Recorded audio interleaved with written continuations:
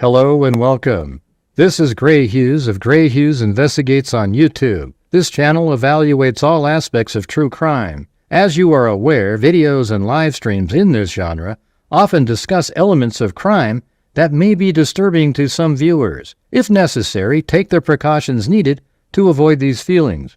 Factual information related to cases is the key to fostering rational true crime discussions. Fortunately, you will find that here. Please hit the like button only once, share the video, and subscribe if you like my content. Thank you very much for watching.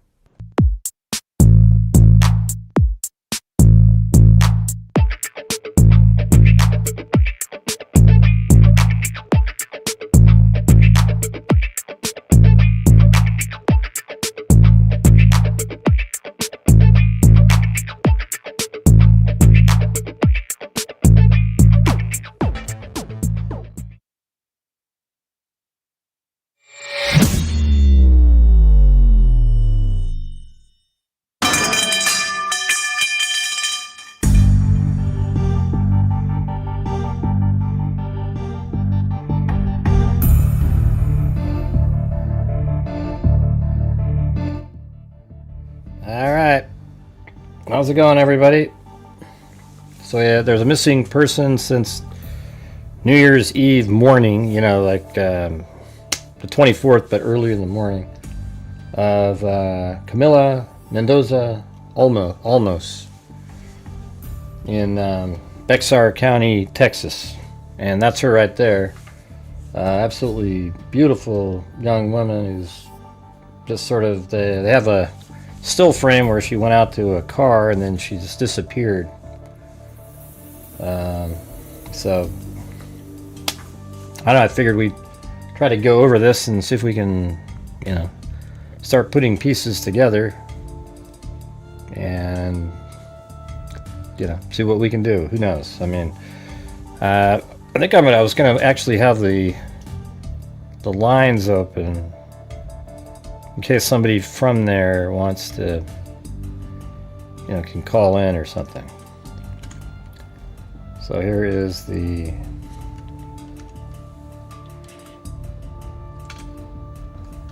I'll put that right there and pin it at the top.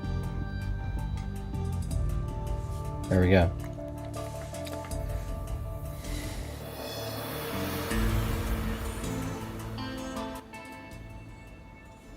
And if you guys have any information, I mean, I'm going to go over what I have, and after I've gone over what I have, if you know something else, send it to me. Don't interrupt the show. Hey, Gray, I say you something. Gray, I say you something.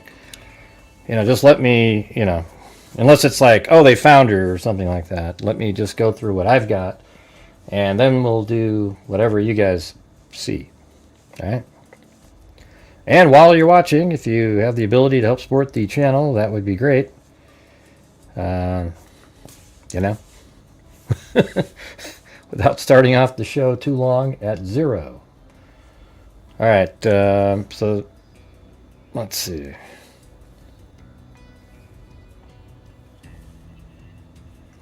So this is her aunt posted some stuff, and this is one of them. Just after, I think, well, she shared this. Just after sunrise on the morning of December 24th, 2025, 19-year-old Camila Mendoza Olmos left her home in northwest Bexar County, Texas, and never returned. What began as a normal morning has turned into hours of fear and unanswered questions for her family. Security video shows an individual believed to be Camila searching inside her vehicle before walking away. Her car was left behind. She is believed to have left on foot, carrying very little, which has deepened concern for her safety. I mean, why not just drive away if you're running away? And her name, you know, she lived in the 1100 block. I have the actual address. 19 years old, female, 5'4", 110. Clothing, baby blue and black hoodie, black and blue pajama pants, white shoes, possibly carrying only car keys and or driver's license. She often does go for morning walks, it says. Hey, thanks, Timothy Cecil. It's really small over by my head, the little... Let's get going. Camila often goes for morning walks. Family became concerned when she did not return, and then vehicle was left at the residence. Every moment matters. Someone has seen Camila. Someone knows something. Let's see. So we got that one. And this one actually has the address right there. Hello, friends. My beautiful niece has been missing since Christmas Eve around 6:30 a.m. She went for a walk in her neighborhood. I think I'll turn off the sound, but thank you, Lori and Timothy Cecil. So my name is Nancy Olmos, and my telephone number, she wants you to call if you have some information. We are another group joining in to help find our sweet angel, and we are organizing a search effort tomorrow, December 26th at 6:30 a.m. We will meet at and then 11047. So that turns out to be the address. From that meeting point, we will organize the search groups. Please bring water and snacks, etc. All right, I think I'll start off with the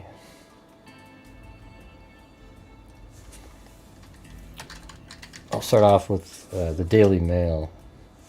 They always have extra images and things. They're good at that. They're not 100% accurate all the time, but I mean, apparently this is a pretty big place for trafficking. And she is very pretty, so it's like you could see something like that maybe happening to her. A neighbor's surveillance camera captured the last known moments of a Texas teenager who vanished without a trace on Christmas Eve.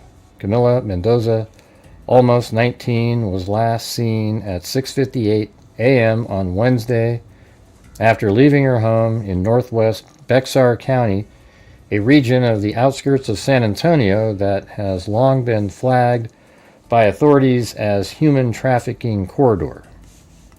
Surveillance video obtained by Ken's, I guess, showed an individual believed to be Mendoza, or Ken's is the name of the news channel, Mendoza Olmos, standing near her vehicle with the lights on. She appeared to search. They should release the video of it. She appeared to search inside the car for an unidentified item, investigators said. Moments later, the footage ends. Her car was parked at the home, leading authorities to believe she left the area on foot. She has not been seen since. So there's definitely a possibility that she left with somebody. The teen's loved ones confirmed she typically goes for a morning walk, but always takes her phone with her, a routine that made her sudden disappearance all the more alarming. Now, what about her phone? Did she not have her phone with her? I don't see that part in here. I mean, that's a big deal. It says, but always takes her phone, so that implies that her phone... Okay, it looks like it's... Let's see. Authorities say the only items Mendoza Olmos is believed to have had with her were her car keys and possibly her driver's license. Her phone was reportedly turned off and left in her bedroom. Okay, so that there is more likely... A little piece of information like that is a good news for her still being alive out there. Don't you think? I mean, the fact that she turned her own phone off and left it in her room means she... who, by the way, what 19-year-old ever turns their phone off? But everybody knows that when your phone's on, you can be tracked. So I think that's good news right there. Why not? I just explained it to you. It says, but always takes her phone with her, and then you know that somehow the phone's going to be brought up a minute later. A clear alert The statewide system for locating missing and possibly endangered adults has been issued for the teen as more than 100 people joined the desperate search for her. And this is the picture here. Apparently that's her car, and she's, getting something out of it. I mean, what do people normally keep in their car that you might need if you left somewhere on purpose? Yeah, I mean, it does feel, well, that's what I'm thinking. I mean, it's good news that her phone's in her room and it's turned off. Unless she knew somebody that was, well, why would you need a charger if you left the phone in your house, Omi? Yeah. Right. So, hey guys, let's not have these long lulls tonight. So if you have the ability to help support the channel, I would appreciate it. That's another picture over there. And I think this is the actual car. So now we can go down to, this is Bexar County in red. And for some reason, Broadcastify doesn't have like the police department in San Antonio. It's crazy. I mean, it's huge.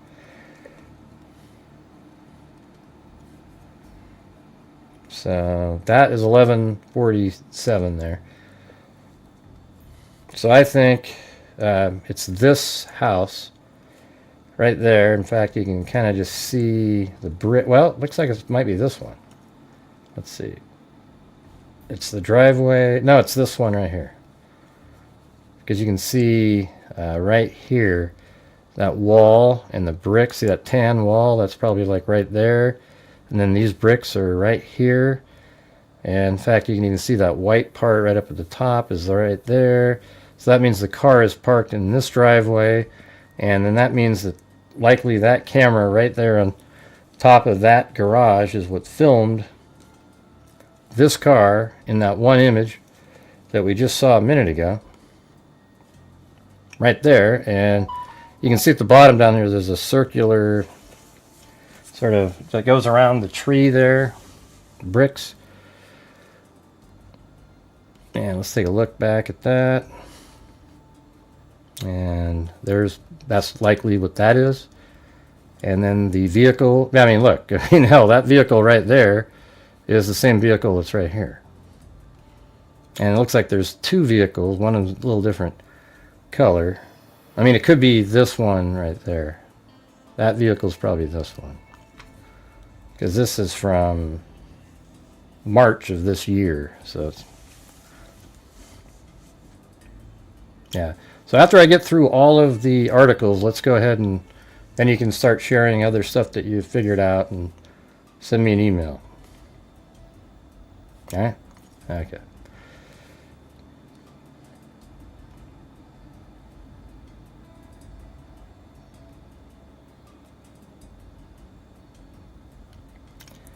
Boyfriend pictured and her father both when said they had not seen her.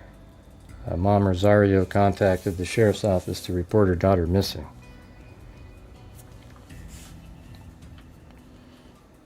Well, let's see. I'm just looking at these pictures. Well, let's just go back to the up here.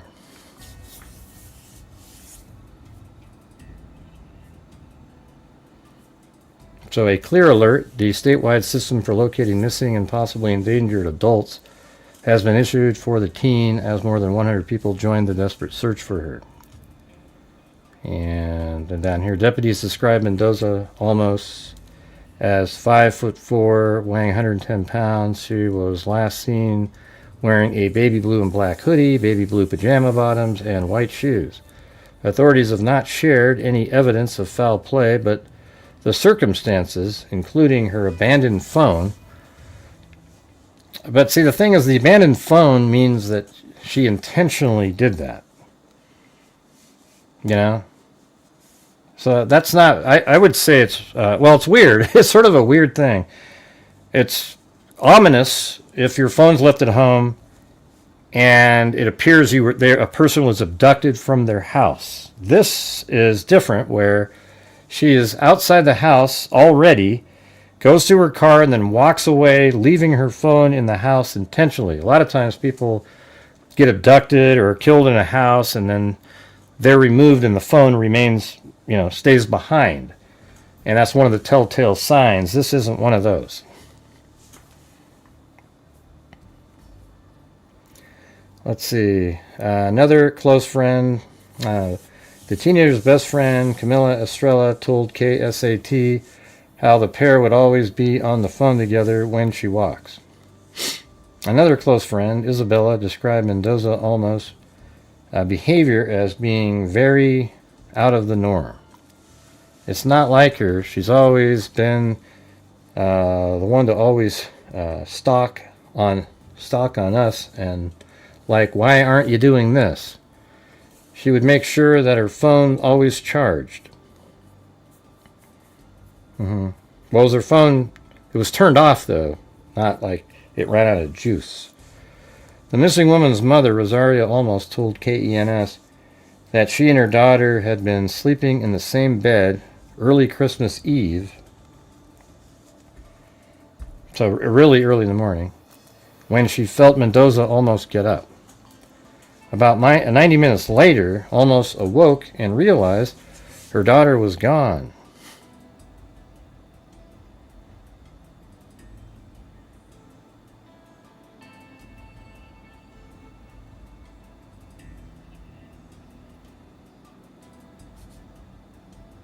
Okay, and then let's see. I put it to charge. Okay, I called her phone, but the cell phone was there on the bed and it was turned off, Olmos said. I put it to charge and went out to look for her. Okay, but was it turned off or was it out of juice? That's kind of weird. I mean, if it was just off and you turned it on, why did you need to charge it? After, maybe you just wanted to make sure it was full, I guess. I don't know. After checking with the teen's boyfriend and her father, both of whom said they had not seen her, Olmos contacted the sheriff's office to report her daughter missing.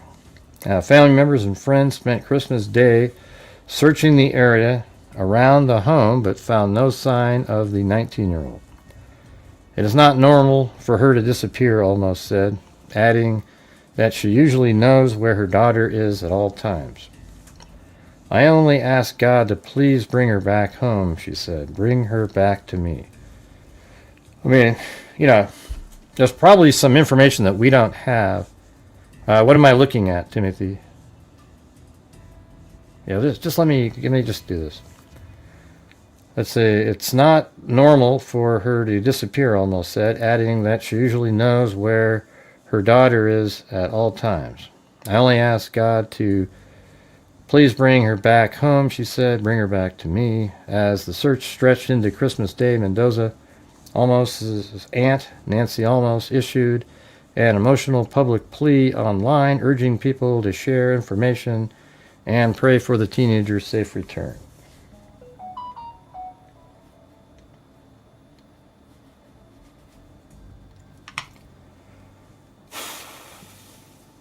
Just a second.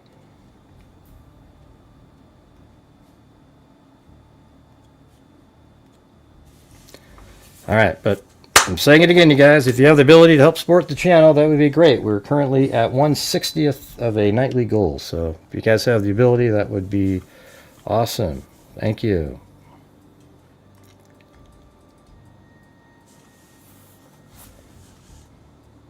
That's her mom right there. She looks more like her aunt. Said she went searching for her daughter, believing she would find her walking as she had many times before. So you went and found her walking many times before? Or she'd walk many times. I mean, that's sort of an interesting. Searching for her daughter, believing she would find her walking as she had many times before. So you've got up many times before and found her walking. If that's what you're saying, but why would you do that? Wouldn't you just wait for her to come home, or?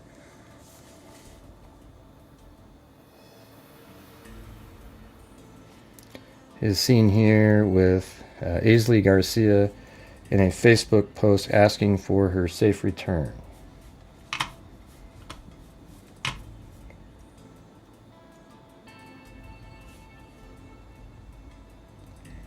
Please help me and my family continue to share this. Nancy Olmos wrote, "We are still searching for my sweet angel, my niece, Camila Mendoza, almost 19 years old." She added that her niece had recently been baptized and was deeply religious. She loves God with all her heart, and we are desperately looking for her, she wrote, acknowledging the timing of the disappearance on one of the year's most sacred holidays. Olmos appealed directly to families celebrating together. "I know many of you are gathered with your children and loved ones this Christmas, opening presents and celebrating together," she wrote. "As a sister in Christ, I am humbly asking for one special gift this year. In the name of our Jesus Christ, please help us by sharing these posts, and most importantly, by lifting Camila up in your prayers. We believe in God's protection, and we have faith that Camila will come home." Now, I hope it's not like, chucking a Maddie or a Papi, what's her name? Papina, what's her name? That one girl that, disappeared, and, there's nothing being claimed at this point, but.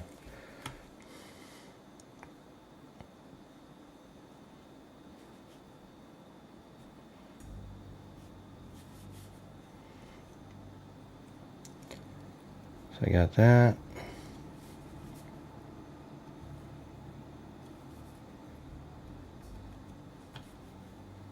Let's see what the New York Post has. Yeah, is that her name, Gabby? Yeah.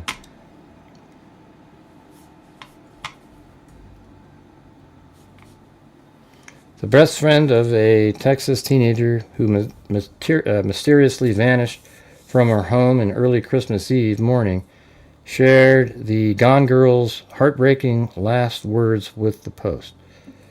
Camila Mendoza Olmos, 19, was last seen outside her San Antonio home just before 7 a.m. on Wednesday wearing pajama shorts and a hoodie. Pajama shorts. Camila Mendoza, almost 19, was last seen outside her San Antonio home just before 7 a.m. on Wednesday wearing pajama shorts and a hoodie. I don't know, it doesn't seem... I didn't see shorts before. Maybe it was her childhood best friend, Camille Estrella, said the pair were on the phone Tuesday to make plans to go dress shopping to look for an outfit for Estrella's boyfriend's family event. Hey, thanks, Sherry. But hey, guys, any chance we can get some support for the channel tonight? We're really struggling again, right out of the gate. It's crazy. She said, "Bye, Cammy. I love you," recalled a shaken Estrella.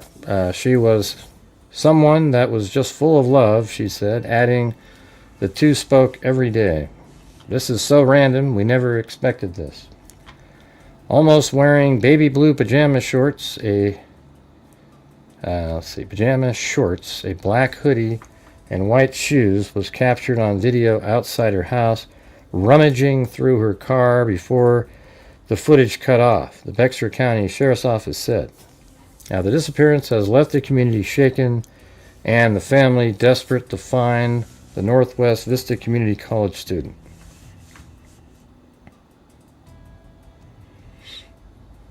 Almost childhood best friend shared the Gone Girl heartbreaking last words with the Post, saying the pair was on the phone Tuesday to make plans to go dress shopping to look for an outfit for Estrella's boyfriend's family event.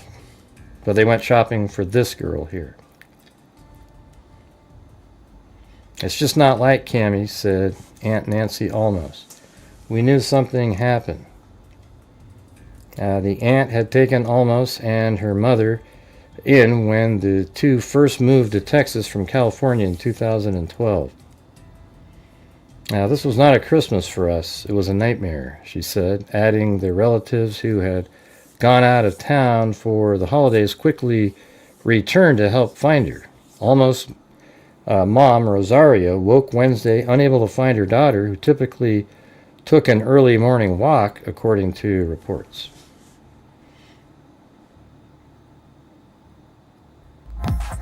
I don't know what this is, why this is blurred out there.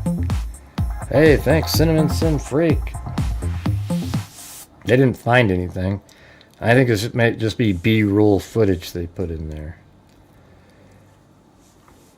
By 9:30 a.m., Rosario Olmos called her daughter's phone. I mean, by the way, on the surveillance footage, can't you see like where she went? Like after did she walk down the street or what happened?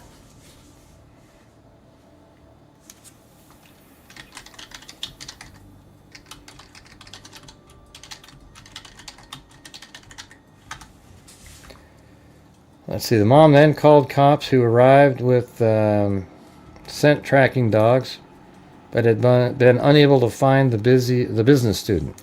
Camila Olmos is considered possibly endangered, police said. They should get Texas Equisearch out there. That's what I think.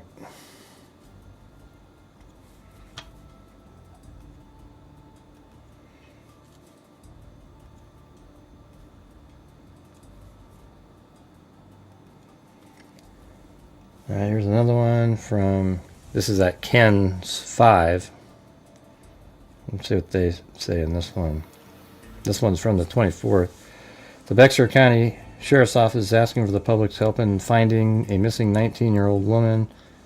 Deputies say Camila Mendoza Olmos left her residence on Caspian Spring around 9:58 a.m. on Wednesday, December 24th. Surveillance video from that time shows an individual believed to be Camila searching inside her vehicle for an unidentified item. Investigators believe Camila left the area on foot as her vehicle was still at the residence. Camila is described as 5'4". I think in one of the other ones it said the video ran out or something.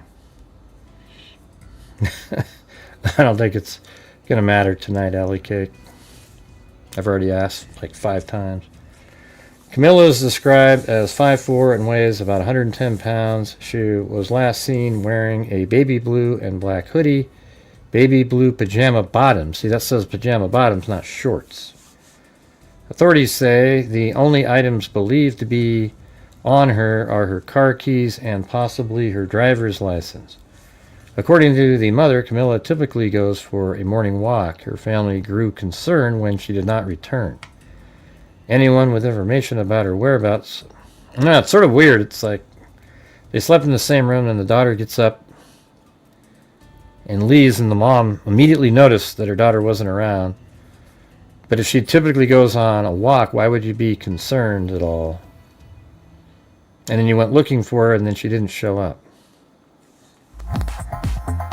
Hey, thanks KMTX. Yeah, Merry Christmas. Sorry I am late. Hate that I have missed the last few shows. Merry belated Christmas to Gray and the Freaks. Merry Christmas.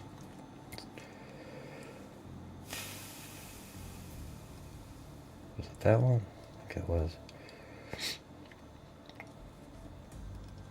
But there's a really long one here. I think this is the one that might have, we could go through this. See what it says. It's probably more flowery written, but the festive glow of Christmas lights and warmth. This is by Pham Huang or something. That's the person's name, I guess. It says Camila Mendoza, almost 19, missing in an area known for human trafficking. Family and police fear she is in danger. The festive glow of Christmas lights and the warmth of family gathering were meant to define December 24, 2025 in northwest Bexar County, Texas. Instead, a quiet suburb on the outskirts of San Antonio became the epicenter of a chilling mystery that is equipped... Hold on a second.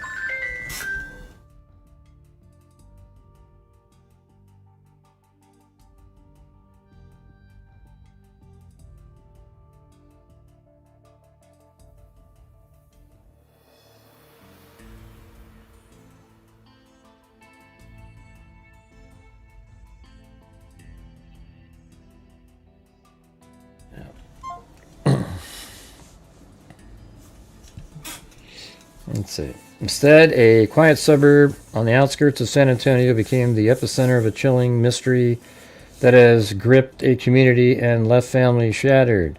At approximately 6:58 a.m., 19-year-old Camila Mendoza Olmos stepped out of her home in the 11,000 block of Caspian Springs for what her mother believed was a routine morning walk. She never returned. With only her car keys and possibly her driver's license in hand, Camila vanished without a trace. Her cell phone was left charging on her bed. Well, I thought her mom charged it, and the phone was turned off. Yeah. As days pass, this was written today, so I don't know where that sounds different than saying the phone was turned off and then, the mother charged it. I mean, the mother literally said she plugged the phone in to charge the phone. So this can't be true here, that it was left charging, right? That doesn't mean anything. Now, a lot of cars, the lights turn on inside the car and stuff like that when you just open up the doors. Hey, thanks. Marty's Bar and Grill. Save the day again. Thank you.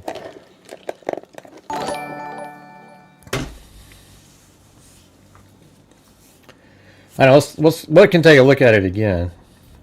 I mean, it kind of looks like the headlights are on.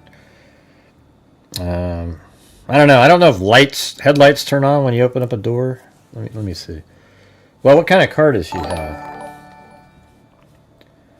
So it was in this driveway right there. Yeah, I've already got that.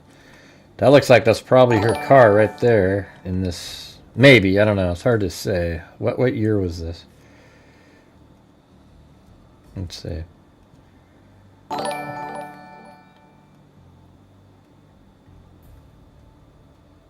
It's got to be really clear. That might have been it. Like that one, perhaps. Yeah, that was it. And what year was that? That might have been hers then. That wasn't too long ago. March of 2025. I think it's that one. December of 2023. Man, I don't know. It's very close. So it's a couple years ago. I don't know. We'll just have to wait and check that out. I saw that the lights were on. They said that the lights turned on her car. We just have to look at it a little bit later. I just want to get through this and then we'll go back to that. All right, let's see. Routine morning walk. She never returned with her car keys and possibly her driver's license in hand. What do you mean possibly her driver's license? Like, Camila vanished without a trace. Her cell phone was left charging on her bed. That can't be true. As days pass with no sign of the vibrant teenager, the Bexar County Sheriff's Office has issued a clear alert, signaling fear that Camila may be in danger while her loved ones plead for answers in a region shadowed by the specter of human trafficking. This is just another missing person case. It's a heart-rending saga unfolding in real time where every second counts. I mean, can't you, like, with your, what do you call those things? The little key fob, like you click on it, unlock your doors and lights turn on. I don't know if the front lights turn on, but maybe you can do something like that. The disappearance of Camila Mendoza Olmos has ignited a desperate search, sparked emotional appeals from family and friends, and raised haunting questions about safety in a seemingly idyllic neighborhood. Through detailed accounts from authorities, heart-wrenching statements from her mother, and insights into the broader context of her vanishing.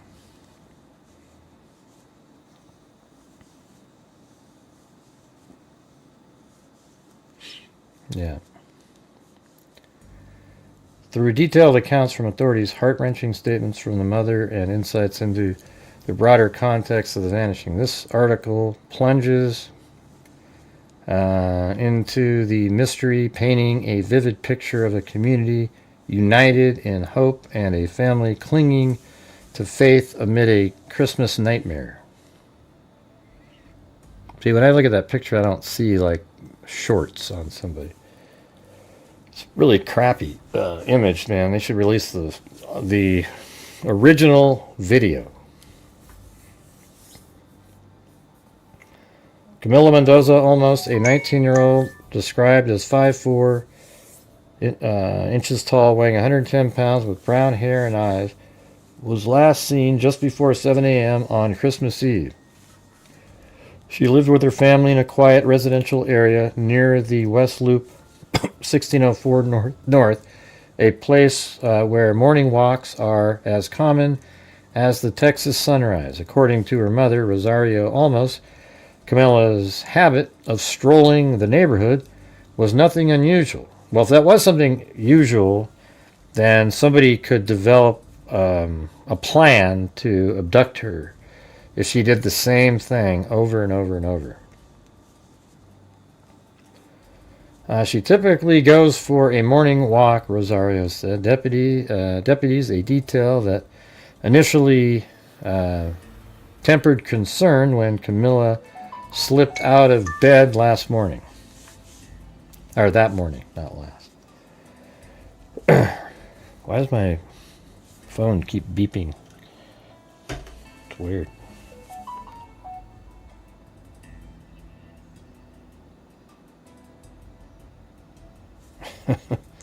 I don't know what these people are saying.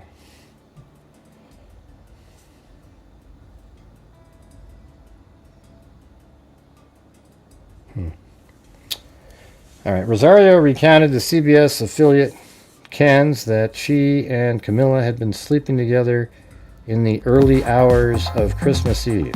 Hold on a second. I'm going to go turn off the phone so it doesn't just keep beeping and beeping and beeping and beeping and beeping and beeping and beeping. Wave.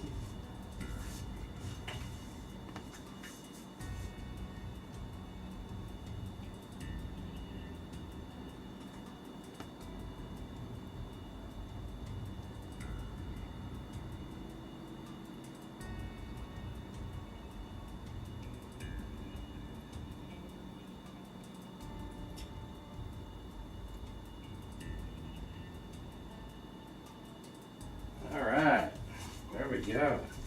Do not disturb. Excellent. It's just remembering to turn it on. Hey, look at that. Timothy Cecil. He's trying for a wave. Will people join in? We're currently at a quarter of a nightly goal. We're not even close. So if you have the ability to help support the channel, that'd be great. Rosario recounted to CBS affiliate Ken's that he and Camila had been sleeping together in the early hours of Christmas Eve. And then around 5:30 a.m., she felt her daughter get up. So she didn't leave the house for, another hour. If it was 5:30 a.m. and she's outside at like 6:57, that means for an hour and 25 minutes or so, she's just doing whatever in the house. She felt her daughter get up, assuming she was preparing for her walk. About 90 minutes later, Rosario awoke to an empty house. Right. But, if you were assuming that she was getting ready for her walk, I don't know how long the walks are. But, yeah, if you got up at 5:30, you would think you'd be walking by 6 and then probably home by 7-ish, even before that. Camila's car remained parked outside, but her phone, uncharacteristically left behind, was on the bed, turned off.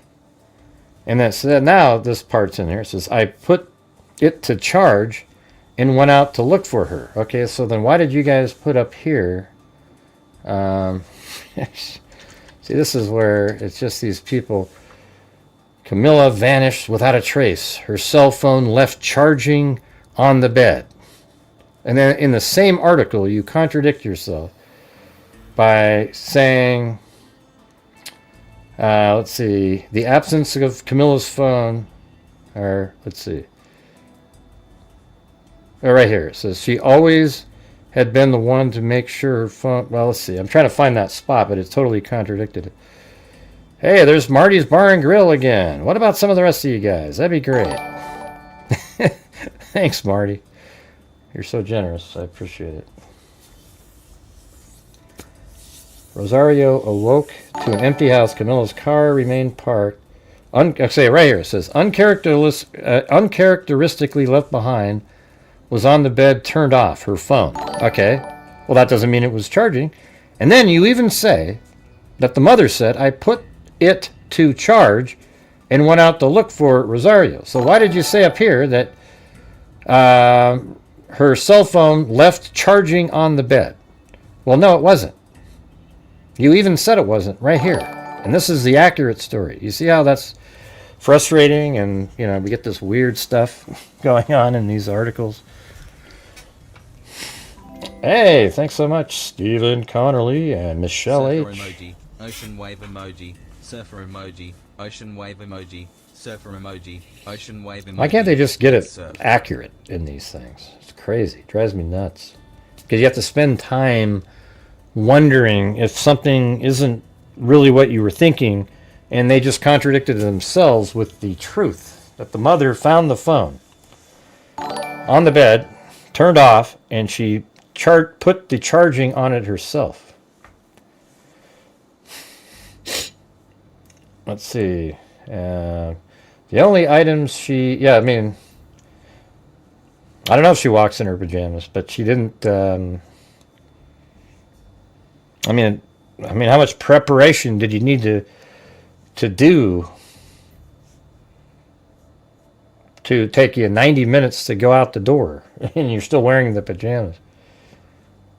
But I've gone to the store in my those, what do you call it, those flannel pajamas before.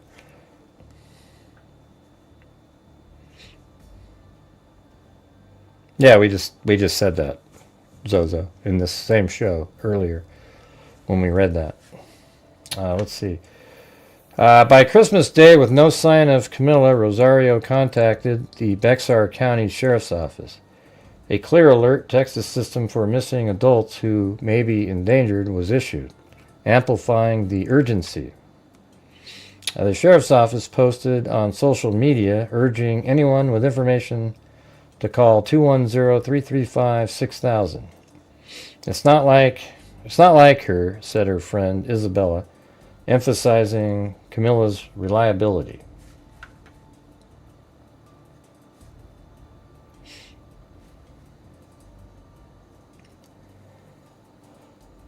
She always has been the one to make sure her phone's always charged. I know, but what does that have to do with this story? The phone was turned off, and then the mom plugged it in to charge it. The phone was not turned off to say, let's say, like, if you're a kid, you don't go, wow, I'm going to turn my phone off to save the battery. You would literally just plug it into the wall. So I think the phone was turned off and left at home on purpose. And it was left at home on purpose because she didn't want to be tracked where she was going. Doesn't that make the most sense currently? Just that little piece of information. Like, what would be just a real, totally normal reason to have your phone turned off and leave it at home? Even if it was 25% power, you would take it with you, and you would plug it back in when you got home, just so that you had your phone with you while you're walking. I don't know. That's just how I think about these things. Like, that's the one element.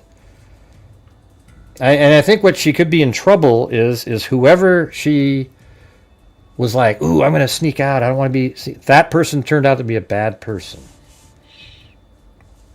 Whatever the reason was that she turned her phone off.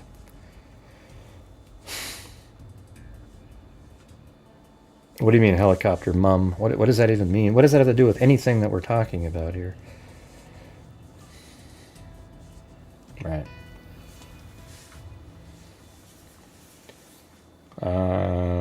I wanted her to come back. Her cousin Destiny Mendoza and father Alfonso issued something. What does that say? Camila's family and friends spent Christmas Day scouring the area within a 3-mile radius of their home, a heartbreaking contrast to the holiday's usual joy. Over 100 people, including relatives who traveled 17 hours to join the effort, combed streets, fields, and nearby wooded areas, but found no trace. Her brother Carlos Mendoza, who flew into town upon hearing the news, spoke of the relentless search. We've been searching on foot. I want her to come back. Her cousin Destiny Mendoza and father Alfonso issued raw pleas. Please come home. Daddy's missing you. Nancy Olmos, Camila's aunt, that's the one with that Facebook page, took to social media with an emotional appeal urging the public to share information and pray for the niece's safe return. Pray, pray, pray, and ask from the heart to God and the angels and the Virgin Mary, whoever you believe in. Rosario echoed, her voice breaking as she begged for her daughter's return. The family's faith is palpable, their anguish raw. Rosario's words, I only ask God to please bring her back home, resonate as a mother's desperate cry in a season meant for miracles. The Bexar County Sheriff's Office has leaned heavily on community support, releasing descriptions of Camila's last known outfit. A black North Face sweater with baby blue accents. So this says baby blue shorts, so this sounds like that's confirming this. And white shoes. They've encouraged residents to check security footage and report even the smallest detail. I mean, if there's anybody else on those streets, this isn't like, look at this place. I mean, unless she went this way, there's houses, 9 of these houses here have cameras. I would imagine a lot of them have cameras. And we could probably go down here and look. We know this one has one. It's right there. That's the one that got the piece of surveillance. And let's see. That's probably just a light there. That's their house.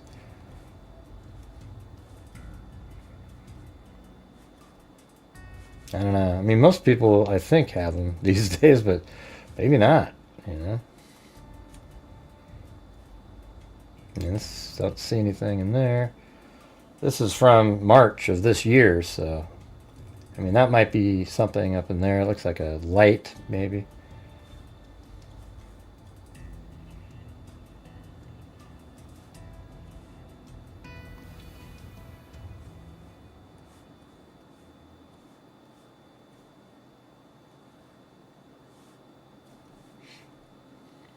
Yeah.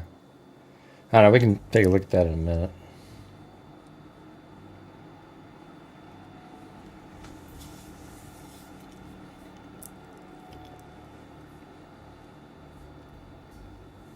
Right.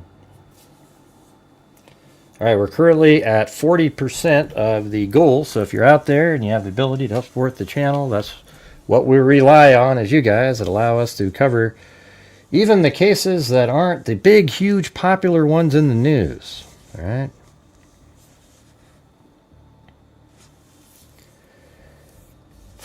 Let's see. So this is the part. The clear alert. The clear alert, less common than amber alert, but critical for adults at risk. Underscore the gravity. Camila's youth, the abruptness of her disappearance, and the region. Darker undercurrents all point to potential danger. Please join in. Thanks, Timothy Cecil. Northwest Bexar County, while outwardly serene with its suburban sprawl and proximity to San Antonio's vibrant culture, carries a troubling reputation. Authorities have long flagged the area as a corridor for human trafficking, a chilling context that looms over Camila's case. Interstate 10 and Loop 1604, both nearby, serve as arteries for illicit activity connecting San Antonio to larger hubs like Houston and the Mexican border. The Daily Mail reported that this region's vulnerability to trafficking heightens fears for Camila, as young women are prime targets for predators exploiting moments of opportunity. Yeah, especially someone like her that's so pretty, and if she's taking walks regularly, my only thing is, I mean, maybe they used a different kind of technique, like, hey, I don't know, somehow convinced her to meet her, because the part about the cell phone being at home, and if they absolutely know that's her out at the car, means that she left it there intentionally for a reason and turned off. Not charging and like, why wouldn't you turn it on, keep it on and plug it in? Instead you turned it off. That's pretty weird. Now it seems like the mother was keeping tabs on, like every time, like she even said, like, I'd go out and find her in the morning when she's walking most of the time. Okay, well, why did you go find her? So there might be some issue where she would leave to try to be with somebody. And maybe that's exactly what's happened here. I hope that's what happened. What about you? Hey, thanks, Linda Howe, as in Linda Molden Howe of the Cattle Mutilations and Crop Circles.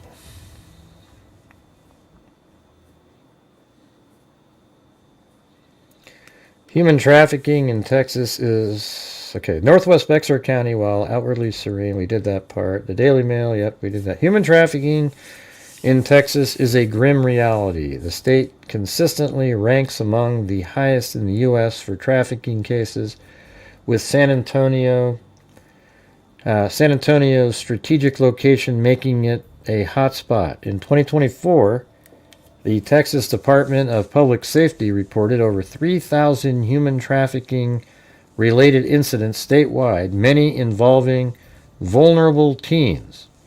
While there's no direct evidence linking Camila's disappearance to trafficking, the absence of her phone and minimal belongings suggests she wasn't planning a prolonged absence.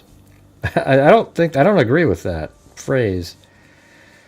I mean, I guess it's, sort of. I think it suggests that, I don't know. I think she left the phone on purpose at home to not be tracked, and she just left it there. We've all heard, oh, you can still track your phone even when it's turned off.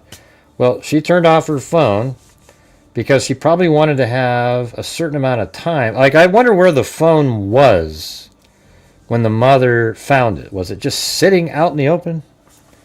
Anyways. While there's no direct evidence linking Camila's disappearance to trafficking, the absence of her phone and minimal belongings suggests she wasn't planning a prolonged absence. So for me, this is what I would say, is she wanted to meet up with some guy that day and would have a hard time meeting this person during the day because there's a lot of people around, it's Christmas Eve, etc. And maybe she wasn't, I don't know why, why didn't she take her car, I guess? That would be sort of interesting. Maybe that can be tracked too. And maybe it was supposed to be a short amount of time to meet somebody, but the phone was turned off because it was something she wasn't supposed to be doing, and then it turned out really bad. So it could be like a little of both. She leaves the phone at home to go meet up with... Remember that one case we did where the father's the one that found the kid and the kid was in a yacht somewhere? And this could be something really similar to that. Remember that one? The case with the yacht and the kid, and then the kid ran away again even after that. I think it was that one, the kid ran away again, but the father found his own daughter, and she's basically being trafficked. Remember that one? Yeah, so that one is... What if it's similar to that?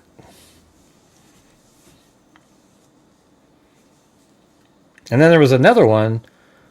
What was the one where the girl was... There was like 3 guys that were arrested for communicating with her online. That's the other one, right? That's a different story, right? The one with the 3 guys online that she was communicating with, and she traveled around, and she was found. Or is that the same one? Now I can't remember. It sort of seems similar. You guys remember that one too, right? Remember there was like 3 guys, and they were all charged with like soliciting a minor, and this girl met up with one of them, and then yeah, remember that one? So it could be similar to that one too. I thought there were 2 different ones. I just said it seemed similar.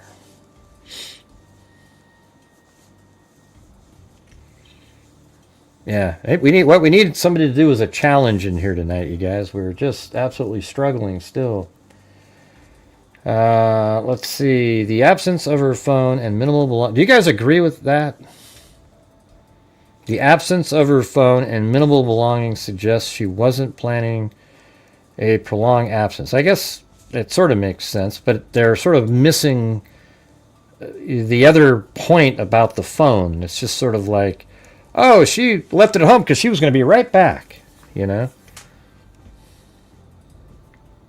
I guess, you know what we're assuming too, everybody? We're all assuming that she really was she went for a walk. We don't have a clue what she was doing. I mean, she might have just gone outside, and I mean, you would think that same camera would have picked up other activity though, wouldn't you?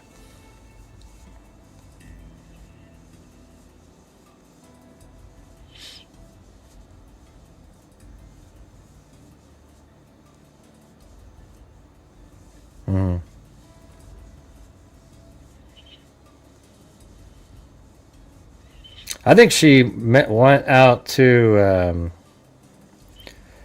I think she was meeting up with a guy,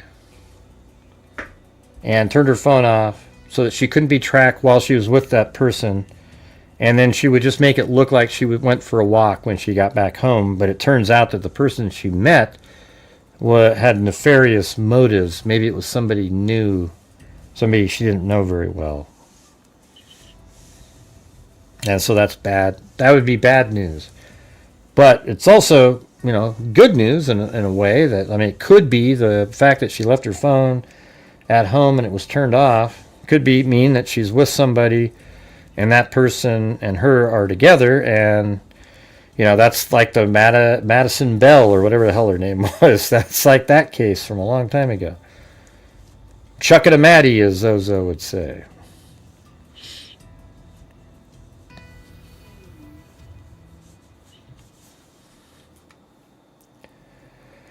The clear alert reinforces these fears, designed for adults age 18 to 64 who are missing under suspicious circumstances or face imminent danger. It's a total,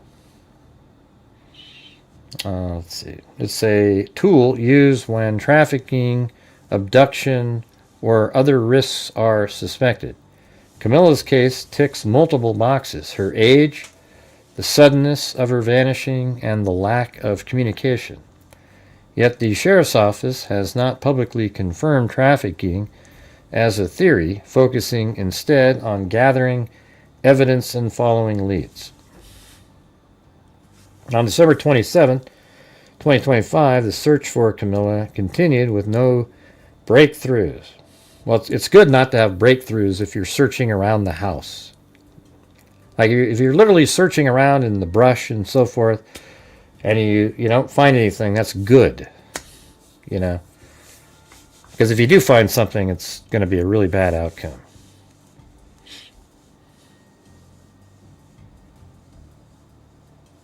That can't be the case, Lisa. They would have seen the car or something abduct her out there. Anyways, let's see. The Texas Department of Public Safety, which issued the clear alert, has... And you wouldn't turn your phone off either. She didn't want the phone to ring or be tracked. Let's see. Why do you always come up with the ones that are least likely? You know, it's like a battle. But you never know, man. I guess anything's possible. You know, it could have been an alien came down and dropped it there. The emotional toll on Camila's family is unimaginable. Rosario's interview reveal a mother torn between despair and determination. The words are so small for me on the screen, it's hard to see them. Clinging to, let me hit this, maybe if I go. That's a little bigger. Which issued the clear alert, has disseminated Camila's description statewide, hoping to generate tips from beyond Bexar County. Search parties, both official and volunteer-driven, persist despite emotional and physical exhaustion. We haven't given up hope, said Isabella, reflecting the community's resolve. The emotional toll on Camila's family is unimaginable. Rosario's interviews reveal a mother torn between despair and determination, clinging to the belief that her daughter is alive. The holiday season, meant to be a time of joy, has become a crucible of pain. Yeah, but they said that her phone was turned off. Yeah, I guess that's possible. If you're saying, like, the phone was so dead that it turned off. I mean, that's happened to me a million times. Right. It's something that happens, right? But, I mean, it sounds like they thought it was turned off, and the mother charged it. Now, you know, that's why it's such bad reporting when not one of them says that part. It just says that the phone was left there and the mother put the charger to it. And it was turned off, okay? Nobody says, when the mom tried to get a hold of it, the phone was dead. And it was off because it was dead. So then the mother plugged the charger in to charge the phone. See, then it would answer the question that everybody has. I don't know. I just think it's bad reporting. People don't ask the follow-up, questions so that you get the answers. They just sort of go, yeah, hurry up, get the story out, They don't ask the follow-up questions. They never do. It's unbelievable. You hear it even in the press conferences. These people, they just...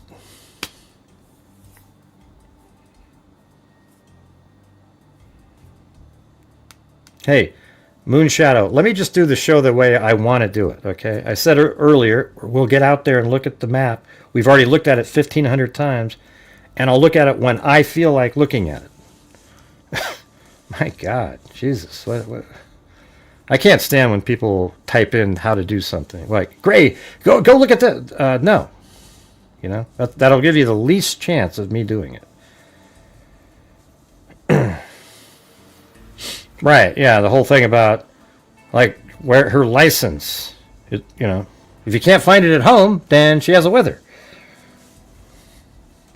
Or maybe she hid it somewhere, whatever. It's just crazy. For law enforcement, the pressure is immense. The Bexar County Sheriff's Office, already stretched by holiday season demands, faces scrutiny over response times, etc.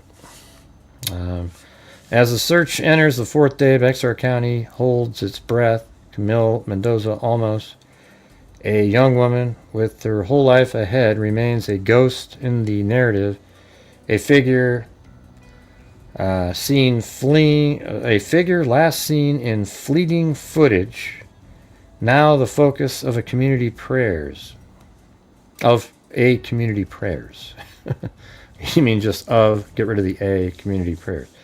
Her family pleas echo across newsrooms and social feeds. A reminder of a human cost behind headlines. Bring her back to me, Rosario's words linger A mother's voice cutting through the noise of a distracted world. The Christmas nightmare serves as a stark wake-up call. Safety is fragile, even in the most familiar places.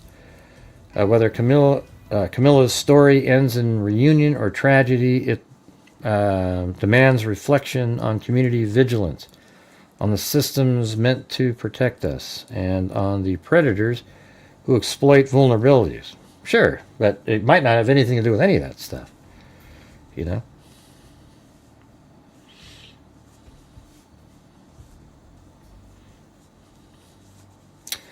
Yeah, I mean, the mother says that many times she goes out walking and then she finds her. Many times. Now, was that, you know, the way it was written, what made it seem like that was, I'm not doing it. What's the challenge? I don't see it. Oh, Bella Marie will donate 5 memberships if you guys can do, 5 of you can do 1 or more, you know? That'd be great. See if we can do it. Thanks, Bella Marie. And then the smartass Zozo, a member, says, do map to see what's around. Yeah. All right. Yeah. Oh, look at that. There's one from Timothy Cecil. Okay, we need 4 more. Well, if we get to this done, we'll be at 60%.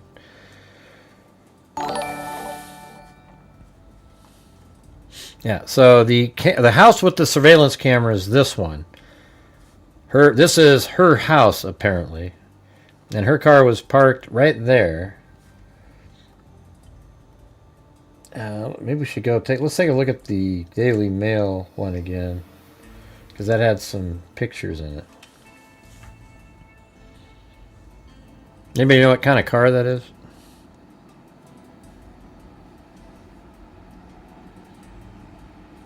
But that's her vehicle, apparently. And they look through it. And so, like that pillar right there is the one over here on Google Earth. Looks like. Yeah.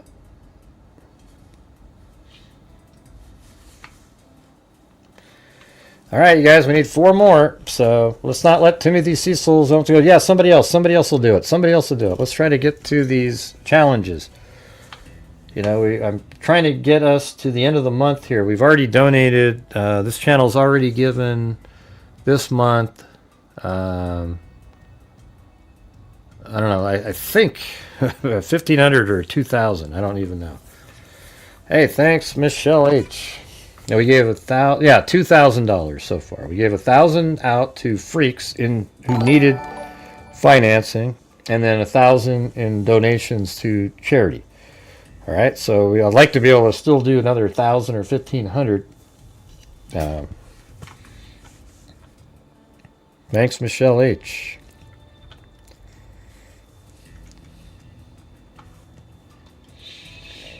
Yeah, so I looked at this earlier over here. That didn't look too great. I mean, I don't know if you can just walk. You'd have to climb over a fence to get there. And then from here, let's see. I mean, here's that 1604 loop that they were talking about.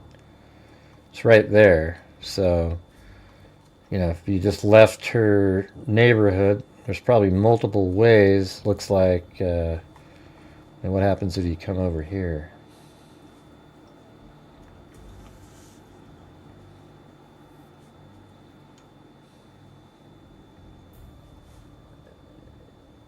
Oh yeah, you can just, that's the 1604 loop.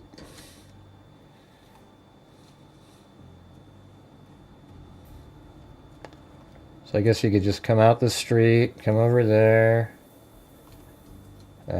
Probably the quickest way would be to come over here on the freeway, and then boom, you're on. I guess that's not that road. 1604 loops over here, but this is like a main road over here. And then right here, you can go either direction down the highway.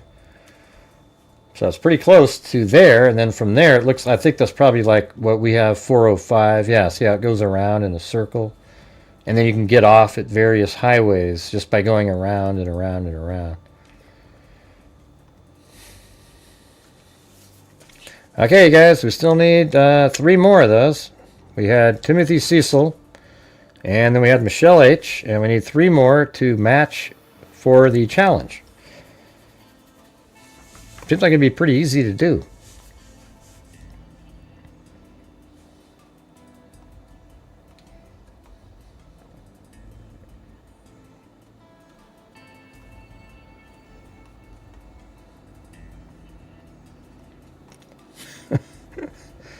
Jesus, it's crazy.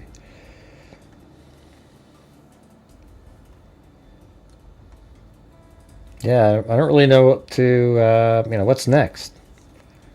They could have walked that way and...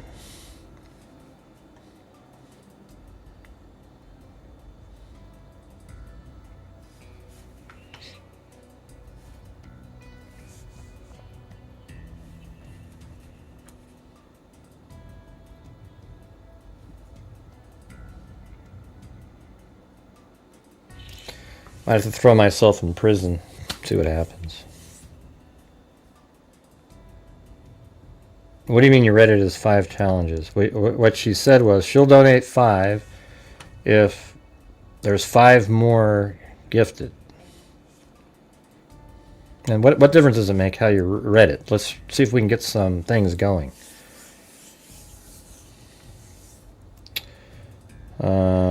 It was...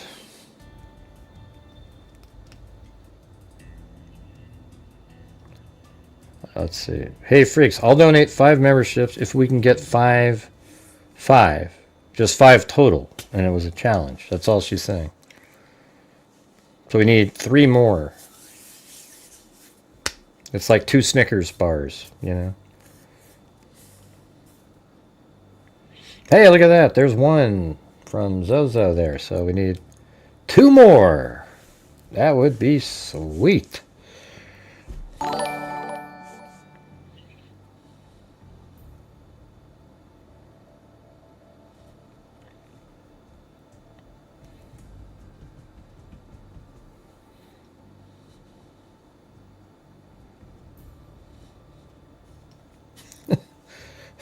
Jesus.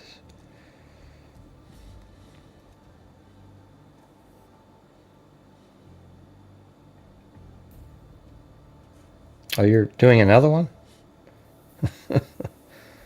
Well, Bella Marie, the person who did the challenge, gifted 1 of them. Of the 5, because nobody was doing it. Or very few. So, there we go. Thank you. Well, anyway, I have a pinned post at the top up there. So if you're somebody out there that has some other information about this case, it'd be cool if you wanted to call in or something. Okay. Let's see what else I have here.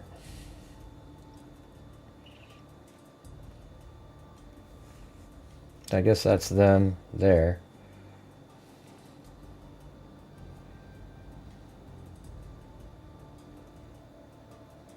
I think that's her.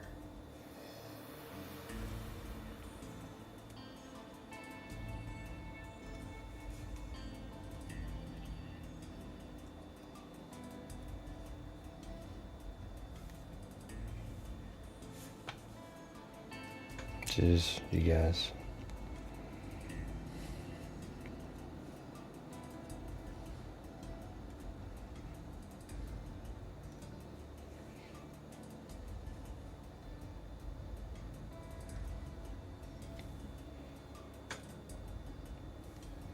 There you go. I'll do the other one. Or I guess Sandy did it, but there's one too. Thanks, Sandy. Man, that is so difficult. So here is I messaged the aunt. I was going to see if we get the video somehow. No, you can gift 5 at a time. I did the last one. Or Sandy did it, and then I added one. Oh, there you go. Well, thanks, Bella Marie. You were just going to do the other 2 of the other 5, I guess. That was very kind of you. Thank you so much. Appreciate it.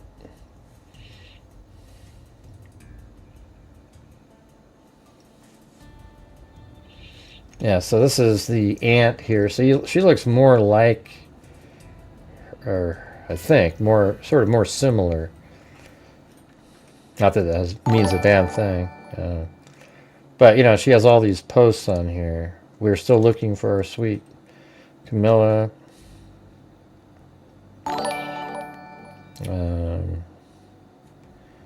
Just after sunrise on the morning of December 24th, 19-year-old Camila Mendoza Olmos left her home in northwest Bexar County, Texas, and never returned. What began as a normal morning has turned into hours of fear and unanswered questions for her family. Security videos shows an individual believed to be Camila searching inside her vehicle before walking away.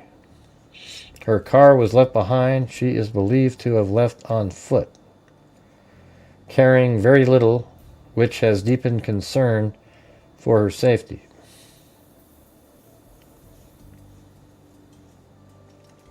Yeah. Yeah, I mean, I definitely would need to know more about, like, the family dynamic. Did it make her feel free for a moment? Like when somebody above said something about, maybe she's, like, over controlling mom, and maybe just leaving the phone at home for a few minutes makes her feel free, But I don't think that seems the least likely. Because what are the odds that the one time when she was just wanting to feel free, with nobody, no tracking, nothing, just her alone walking, she gets abducted. I mean, that's right there with Keegan Kline in the Delphi case. That'd be crazy. Hey, thank you, Karina Edge.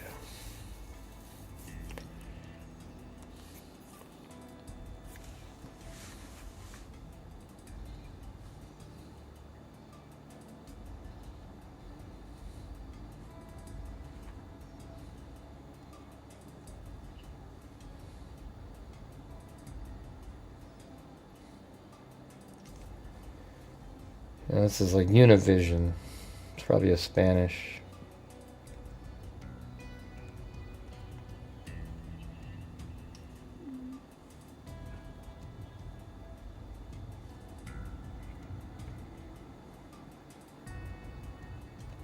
Can't I translate this?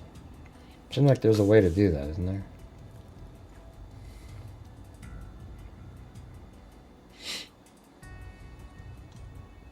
Let's see.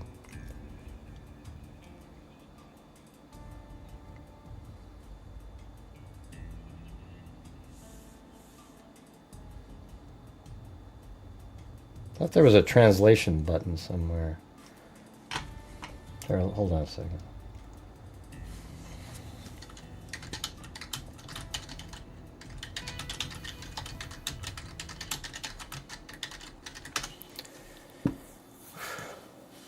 Use the Chrome browser built-in feature. Right-click on the selecting. Oh, let's see. Oh, there you go. All right. Just right-click, I guess. And translate to English. Camila's mother, Rosario Olmos. This might be a better article. Said they are desperate to find the young woman and appeal to the community to report any clues as to her whereabouts. Accompanied by authorities and volunteers, the family of Camila Mendoza Olmos conducted a search of the area where she disappeared last Wednesday, December 24th. And then that's, I think that's their house right there, right?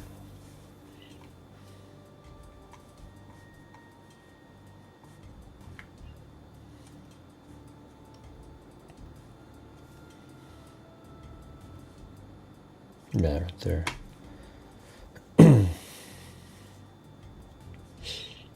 Hey, thanks so much up there, Bella Marie. Very nice.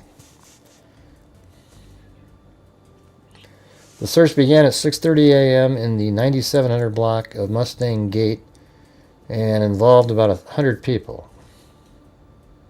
In an interview with Univision 41, Camila's mother, Rosaria Olmos, said they are desperate to find the young woman and appealed to the community to report any clues as to her whereabouts. I mean, you might look at it like, you know, I mean, wouldn't that be crazy? I don't know. Like she's... Yeah, we'll just see. I'm not going to throw that out there. In an interview with Univision 41, Camila's mother, Rosaria Olmos, said they are desperate to find the young woman and appealed to the community to report any clues as to her whereabouts. We have no idea, nothing. Some comments on social media that she was seen somewhere with a man at Target. Cammy is not like that. Cammy is very careful. Really, if you're very careful, it seems like you'd bring your phone with you. You wouldn't go for a walk without it.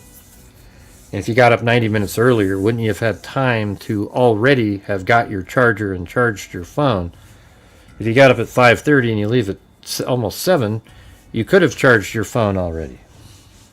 And then, what 19-year-old doesn't get up and look at their phone almost the first thing you do in the morning?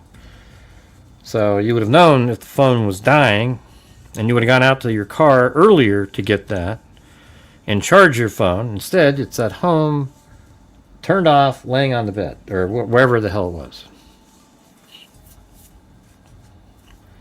We want her to come back. We don't want her to leave us. Our whole family needs her.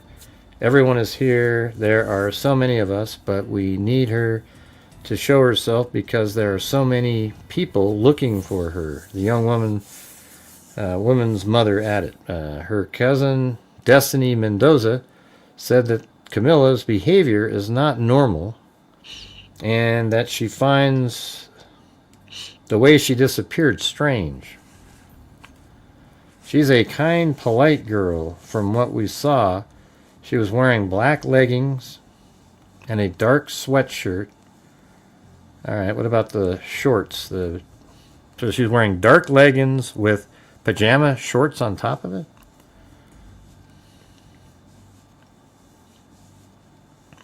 Please come back. She has a family that loves her. She has a life to live, the young woman said. Camila's mother sent a final message before resuming the search. Please give her back to us, or if my girl is watching, please bring her back. That's what we ask. What happened to young Camila Mendoza Olmos? The family of 19-year-old Camila Mendoza Olmos reported her disappearance on Christmas Eve. She was last seen in the 11,000 block of Caspian Spring around 6:58. That's because of the camera. On Wednesday, December 24th, that's a.m. in the morning. Security camera footage shows a person believed to be Camila searching for something inside her vehicle. Does anybody have the actual surveillance footage? Anybody? Like, does anybody have the surveillance footage? Yeah, that's what we were saying, Texas. I think she turned her phone off and left with somebody. And maybe the person turned out to be nefarious, but convinced her otherwise. You know, I don't know.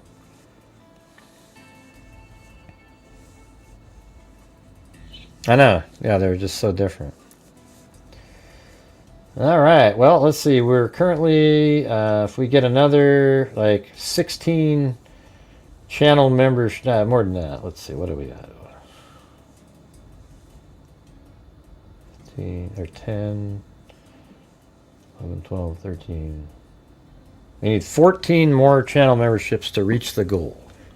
Can we do it, man? As a community, can we do it? We'll see. Security camera footage shows a person believed to be Camila searching for something inside her vehicle. Moments later, the video cuts off So it cuts off. What for? So I want to know more about that. Like, I read that earlier and I wasn't sure what that means. Moments later, the video cuts off. Okay, why? I mean, you know, surveillance footage has a certain, it runs, and then it, like, usually if there's still motion, it keeps recording. And then sometimes it turns off, but then it starts up again.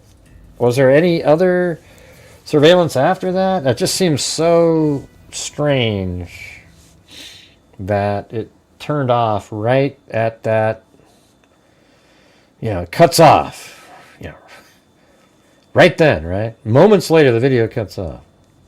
But it's believed that Camila left her house on foot, since her vehicle was found outside her home. Man, I hope this isn't a full-on, like, thing, you know, like a plot. I mean, the footage is turned off right when you would see if she went somewhere. She leaves the phone inside the house, but then who's the one that edited the video?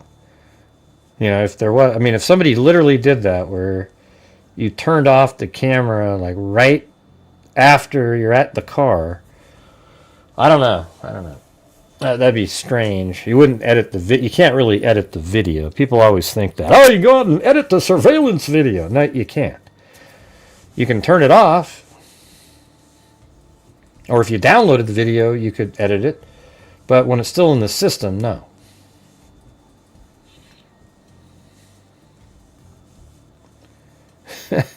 Look at, there's Bella Marie again. There's one of them. We need 13 more just to reach the minimum goal where I won't be donating 5 memberships or anything.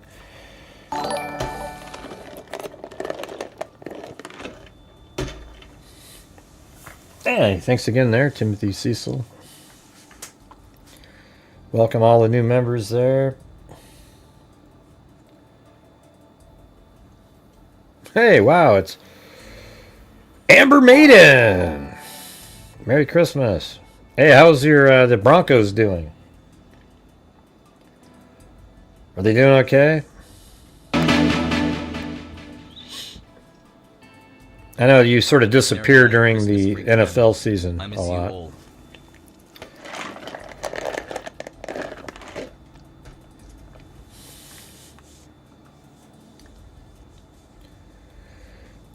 Well, they just don't know where the ID is.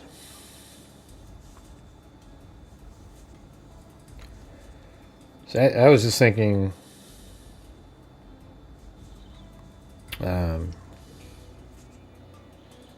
no, just the whole thing about the phone. I can't even remember what the point was I made a few minutes ago. I thought it was pretty good, but now I can't remember it. Do you remember what it was about the phone? I started talking about something else. Yeah, so if anybody has any information, call 210-335-6000.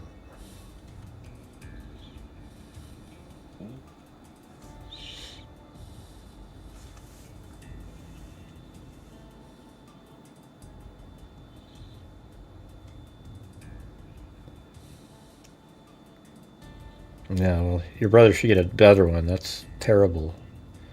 That's stupid if it only does every 15 minutes. But you can set it to record, like, you know, have it wait 30... There's a motion, then it records for a minute, and then waits 20 seconds before detecting another one.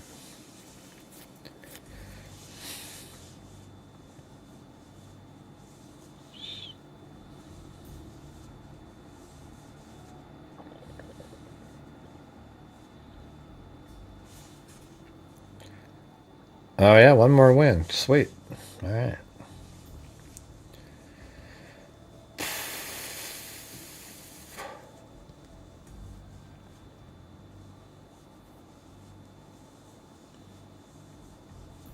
Yeah, it's just, that doesn't sound normal, Lisa. Like, the surveillance cameras don't work like that. That'd be the worst idiotic surveillance camera in the world, to film a motion and then wait 15 minutes. I mean, my God, I think there'd be lawsuits against those people. It's ridiculous. Hey, thank you, Marty's Bar and Grill.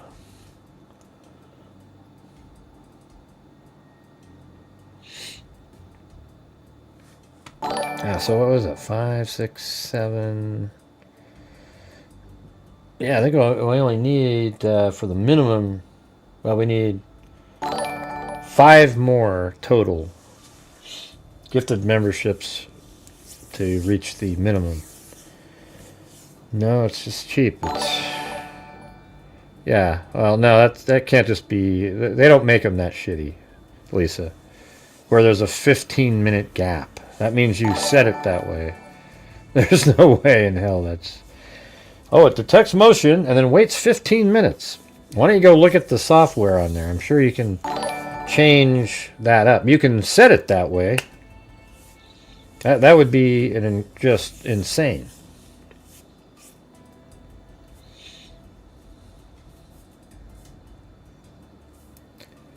And thanks again there, Marty's Bar and Grill.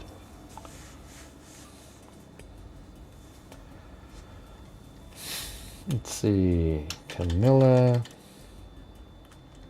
Mendoza. Let's see if there's anything new. How about you? Zozo? Did you send me anything? You usually got some links. Now I'm ready to receive info.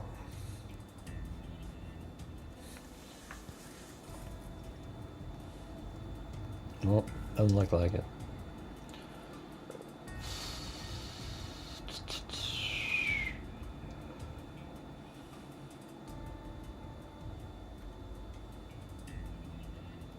Let's see what this one is. Bring her back home. The search is underway. This is 6 hours ago. Did we do this one already? The search is underway Saturday in Texas after a 19-year-old woman who normally goes for a morning walk disappeared outside of her home on Christmas Eve.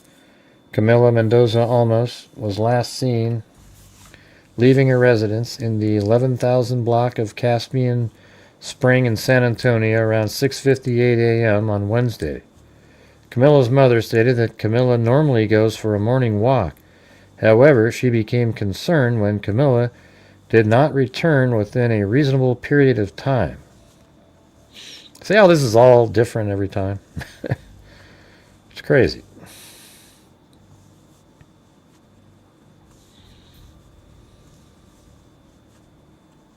Yeah, people talk about people in the past tense all the time, Grant. Doesn't mean anything. Yeah, you've watched my show enough where that doesn't mean a damn thing.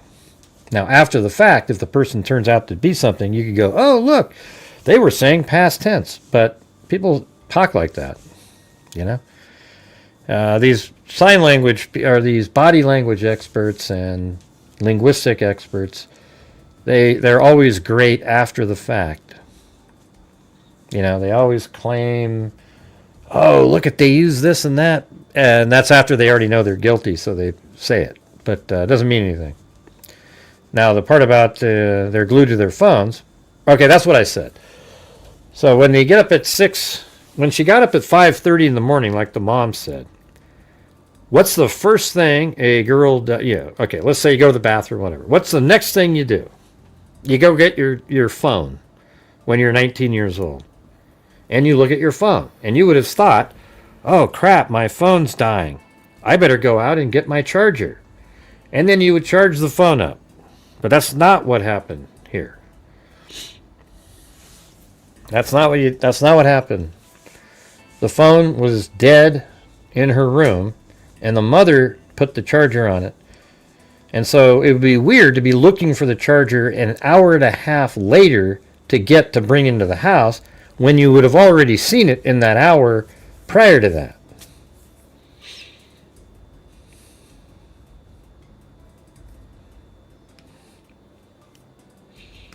Oh, yeah? Okay. Maybe send me that clip, that article, Delana, if you could. Here's my email right here. All right, guys, we need 5 more channel memberships gifted to get to the minimum goal. So if you have the ability, that would be great. We're getting near the end of the month. We've got today and 28th, 29th, 3 more days, and then we have our donation night. Yeah, we know all that, Grant. We got it all. We've been covering it for a couple hours now. Let's see. Yeah, she could have. Some people go on walks, you know. Who knows how far she's going to walk? Just down the street and back. It's Christmas time. People sometimes go grocery shopping with flannel pants on, etc. Come on. You've seen that. I bet you a lot of people in here have gone grocery shopping around Christmas or New Year's with flannel pajama bottoms on. I bet you like 50% of the people in here have done that. I haven't, Gray. I really haven't. And I never would. I think it's really... Okay. Wow. Hey, look at that. It's Lanky Tour. Busts out. 5 of them. And KMTX as well. Thank you. I held down 1897 South. I don't know what that means, Jim Long. When you say you held it down, what does that mean? All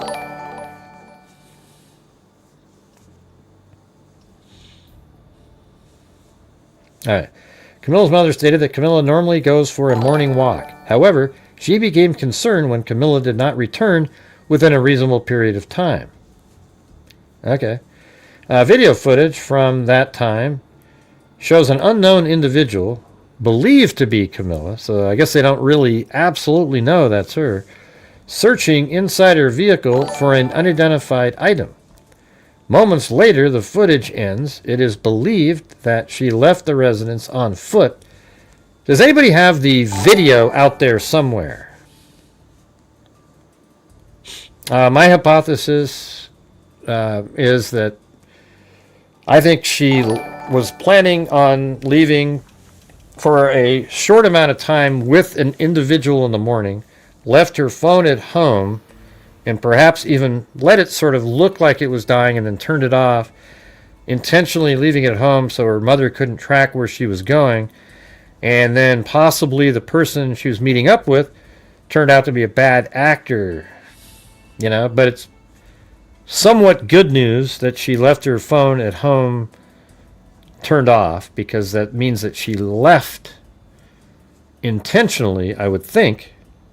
Unless it is something where she left it at home because it was dead. But why wouldn't you? I mean, and then, you know, I guess that's where Lisa's comment is, oh, maybe she went outside to go get the charger, and that's what she was doing at the car. But that's 90 minutes after she got up. So why would she, after she got up, she would have noticed her phone's about to die. Or was she on her phone that entire morning, all the way up until she went outside to go find the charger? And that's why it was dead, and she was going to go back in with it, you know. It's just the way it's been reported so far, it's just like all the rest of them, where you don't get somebody that really just sits with the mom and goes, look it. Tell me everything here. Was her phone, when you went into the room, did her phone have any juice left on it? Okay, it didn't. So then why did you say it was turned off? Isn't it more likely that the phone just died because it didn't have any power, and then you put charger in to charge it up? And then we've also seen in here that she's responsible like that, where she charges it. So that would make me believe that in conversations they realized the phone was dead. They just nobody's reported on that fact. But why would anybody else mention, well, she's really normally pretty good about charging it? But that could be because the mother said, oh, she put the charger to it when she saw it sitting there. She probably did that because she wanted to make sure it could ring if somebody, you know, so that it wouldn't die. But then other people heard that and said, oh, the phone must have been dead. But we have not been told that the phone was dead. It was just turned off, and the mother plugged in a charger to it. Do you get what I'm saying? All right.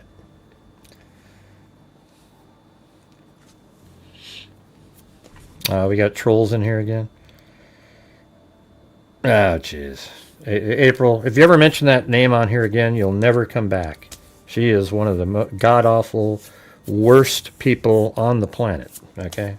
If you mention that again, I'm blocking you permanently. Thank you very much. My God. Wow. Let's see, in my PJs. Well, hey, April, I'm going to get rid of you.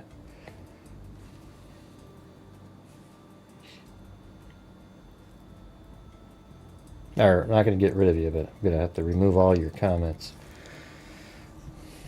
All right, let's see.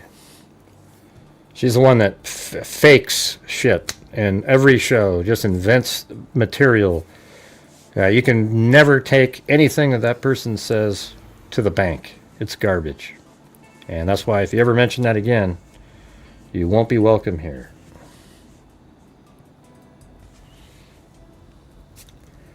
Let's see.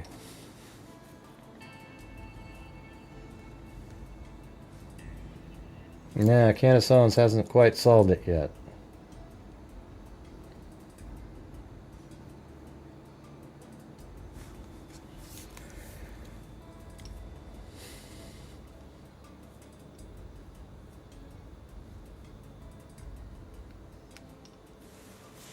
Video footage from that time shows an unknown individual and that's just the way I feel about that person, you guys.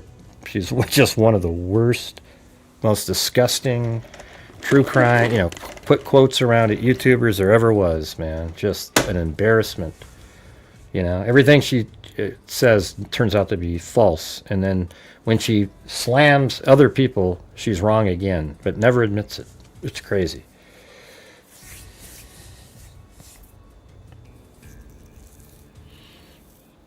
Yeah, Candace Owens must be the Israeli Mossad, Hey, that's a good point, man. That's what if Candace Owens said that this case was the Israeli Mossad, her viewers would believe it. That's how stupid they are.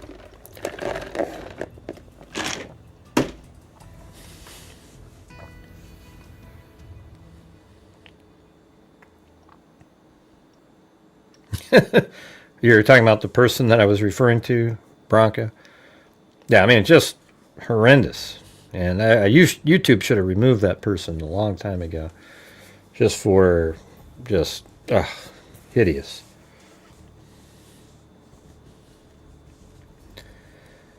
Let's see. I mean, it's crazy when people actually bring people like that up. It's sick. It's like, what brain did you have to go listen to that?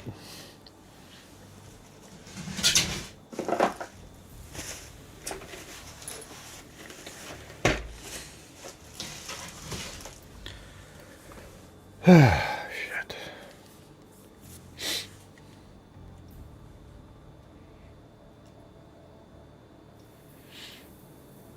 Yeah, that's what I'm saying. I think the fact that the phone was left at home, turned off. Let me just go back to what I said at the beginning of the show. Normally, when you have a case where it looks like the person, there's no evidence that you can find that the person left the house on their own. Like, you can't see them at all, but their purse and cell phone and everything is left at home. That's really bad news, because that means that somebody abducted her from the house. This is a different one. This is one where her cell phone is left behind and it's turned off, which is strange in itself, unless it did die, I guess. And you see her leaving the house intentionally without it. And then the camera sort of dies and she disappears. Yeah, like the Maddie Bell. That's what, the Chuck and a Maddie, that's one of Zozo's lines.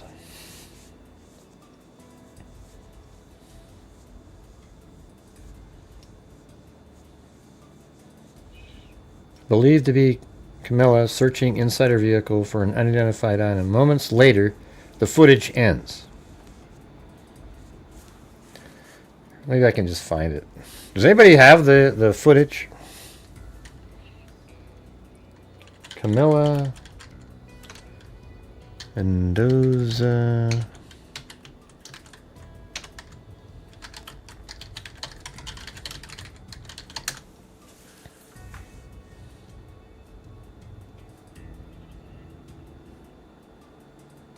Oh, is that it right there?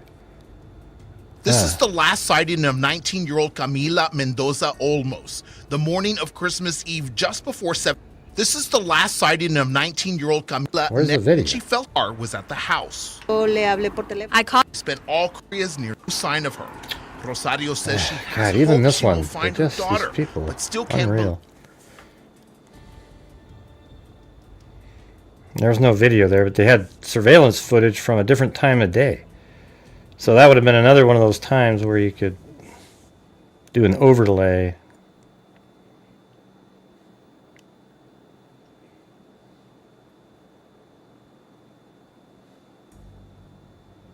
I thought that was it.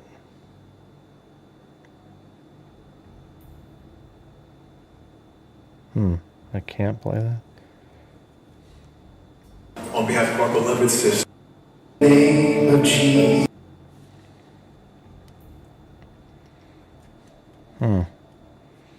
Yeah, I don't know. I mean, it's This sort is of, the last sighting of night. I mean, it's weird because that is daylight. Where would that come from? Where would somebody get that? This is the last sighting of 19-year-old Camila Mendoza Olmos. Felt her get Camila, but so far they have found no this many. I only. Rosa always prays for her. Ah, jeez. I don't know. Yeah, I just see the still frames over and over again. Yeah, I know. Like, it just sort of died. It almost feels like somebody, just sort of turned it off right at a crucial point, But who would do that? See, well, I hope this isn't a family organized sort of, our missing kid, that would suck if it's something like that. And then there's all this fundraising done, and then they show like a Gabby, what's the name? Papini or whatever the hell her name was. Yeah, you hope it's not one of those. That would just suck. Although she'd still be alive, so that'd be good.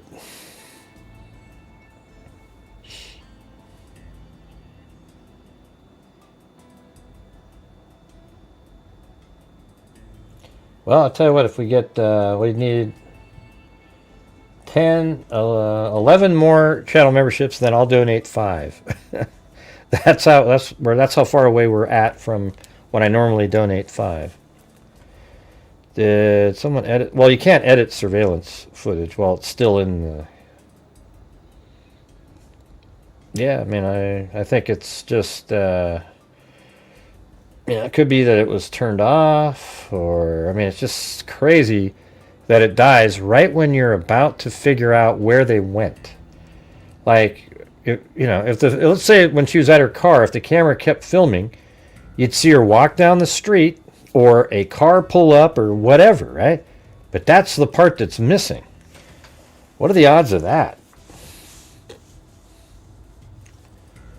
And so they end up having to say, it's believed that she left her residence on foot as her vehicle remained at the location, deputies added. The only items known to be on her person are her car keys and possibly her driver's license. The woman's mother, identified by KE and S5 as Rosario, almost told the station that I called her cell phone, but the cell phone was there on the bed. So her phone was just sitting on the bed, and it was turned off.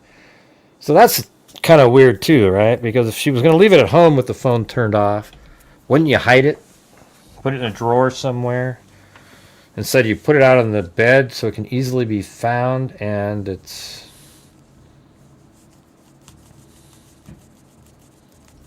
That's kind of a weird one. I gotta admit, like, there's some weird stuff in this. Hey, welcome, Grant.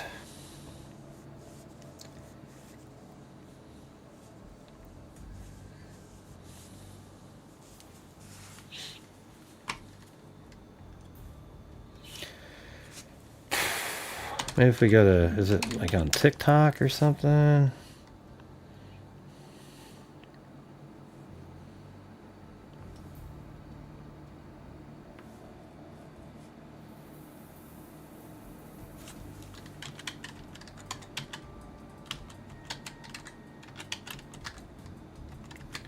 And maybe they just, that's all they showed the public, so people are assuming that. This is the last sighting of That 19-year-old. guy again? Jesus.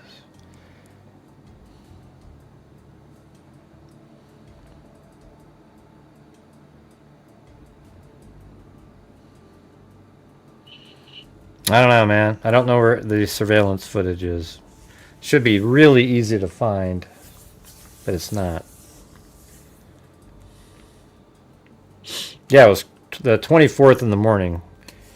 So it was about 24 hours before people would get up in the morning and start opening presents.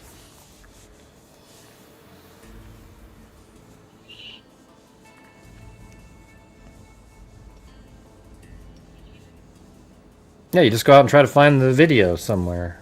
I mean, I don't know where it is.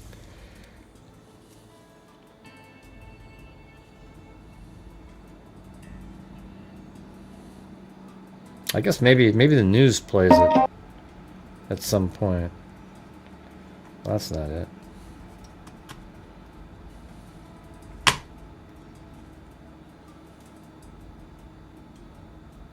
That wasn't it. Let me go back to the Daily Mail. Maybe it's in here somewhere.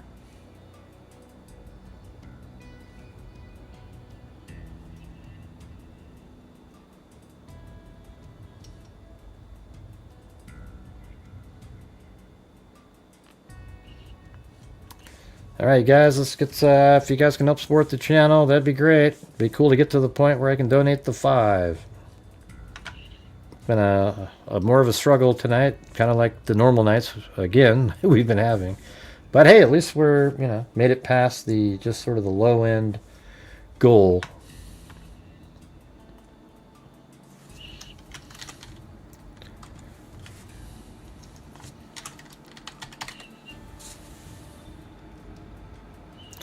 Obtained, showed an individual believed in Mendoza almost standing near her vehicle. Okay, so KENS, maybe. Alright, let's try that.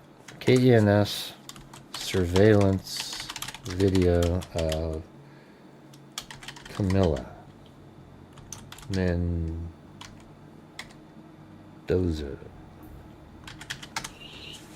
That should be enough.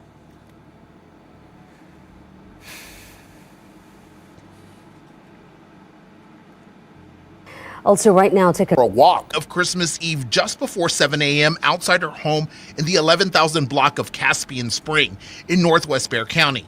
The video captured Camila next to her about an hour at the show house. the video. Okay. Could not find Camila, but did So this is surveillance again they got during the daytime.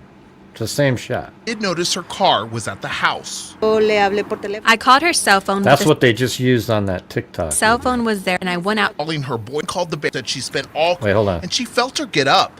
But when she woke up about an hour and a half later, she could not find Camila, but did notice her car was at the house. I called her cell phone, but the cell phone was there on the bed, and it was turned off.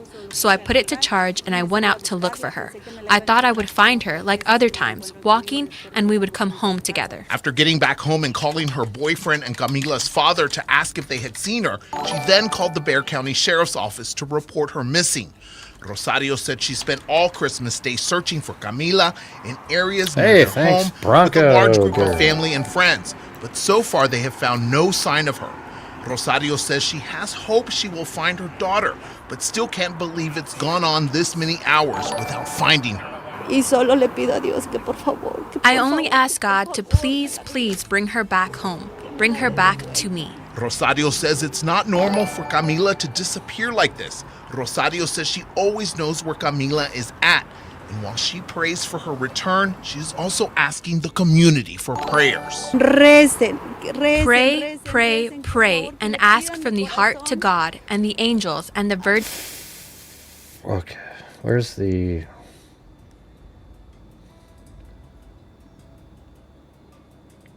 that the same? That's the same. Okay. That's This that is guy the again. last sighting of I think 19-year-old. that's the same reporter. Yeah, it's just not. There's no surveillance there. How about this one?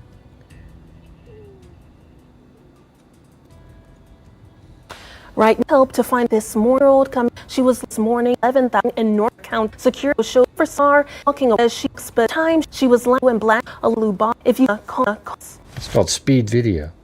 It actually almost made sense. Ah, jeez, I don't know. Yeah.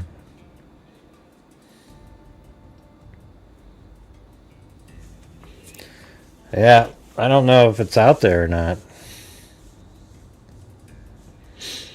Well, it's weird that we can't see the video anywhere. You would think people would have just put it out there.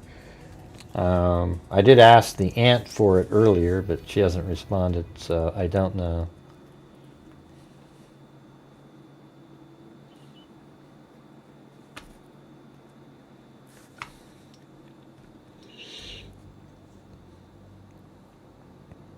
Yeah, let's see if we can get, what are we at now? I think we just need another 5, actually. Doing the math there. Yeah, if we get another 5 channel memberships, I'll donate, I think it was 5. What were we at before? Then I'll donate 5 myself. So, there you go. It's 1-to-1. Hey, my co-fan Bronco. Yeah, apparently they say they have the surveillance footage, but why wouldn't they put it out there? Yeah, because if you go to this, in this one right here, the Daily Mail, and you type in video, I guess you have to go up. See, surveillance video obtained by KENS showed an individual, Bleed Mendoza Olmos, standing near her vehicle with the lights on. She appeared to search inside the car for an unidentified item. Investigators said. Moments later, the footage ends. All right. Okay. But, I mean, what happened? I mean, why did it end, first of all?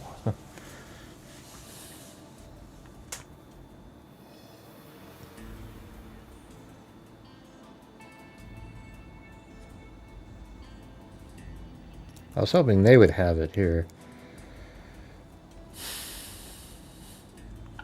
Also, right now, take a good look. She was Northwest Bay.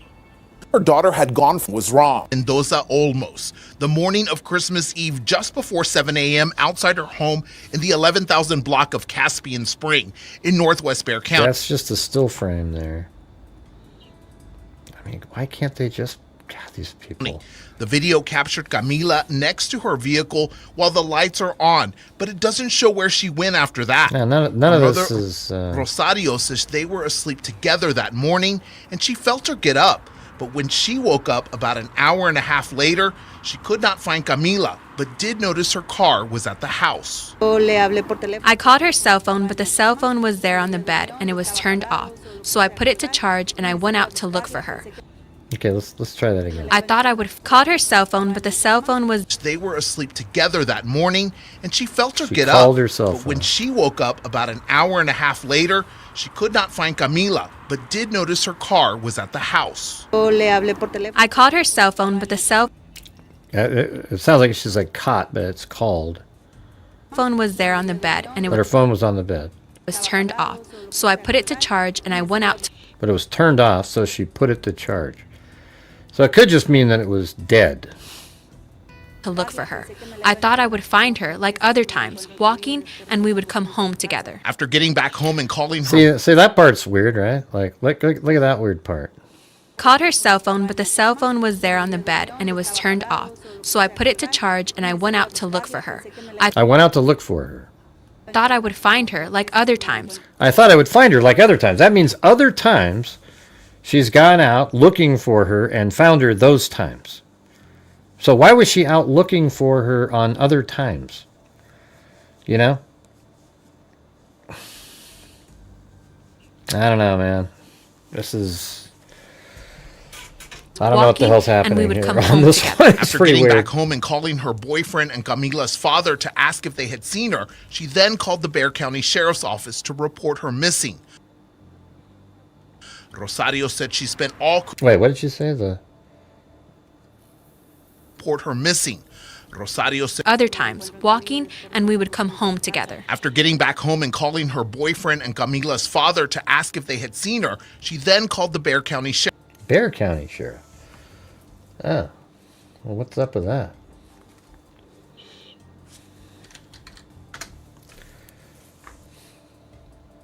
It's Bexar. Maybe he's just mispronouncing it.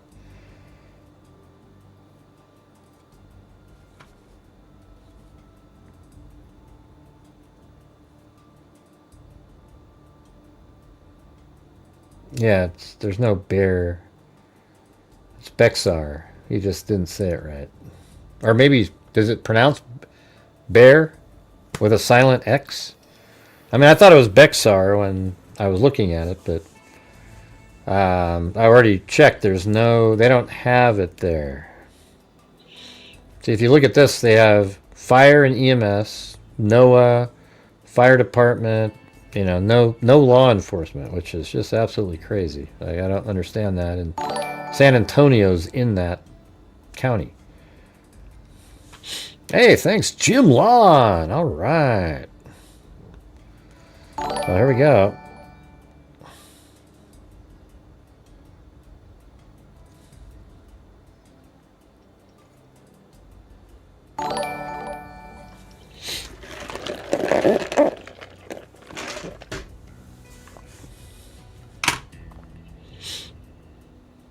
So it's pronounced bear? Okay. That's ridiculous. Why put an X in there then?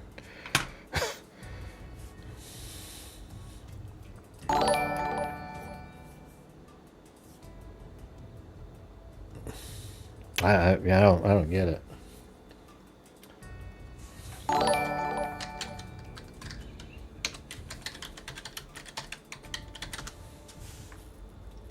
Yeah, looks like it's just bear. Why is Bexar pronounced bear?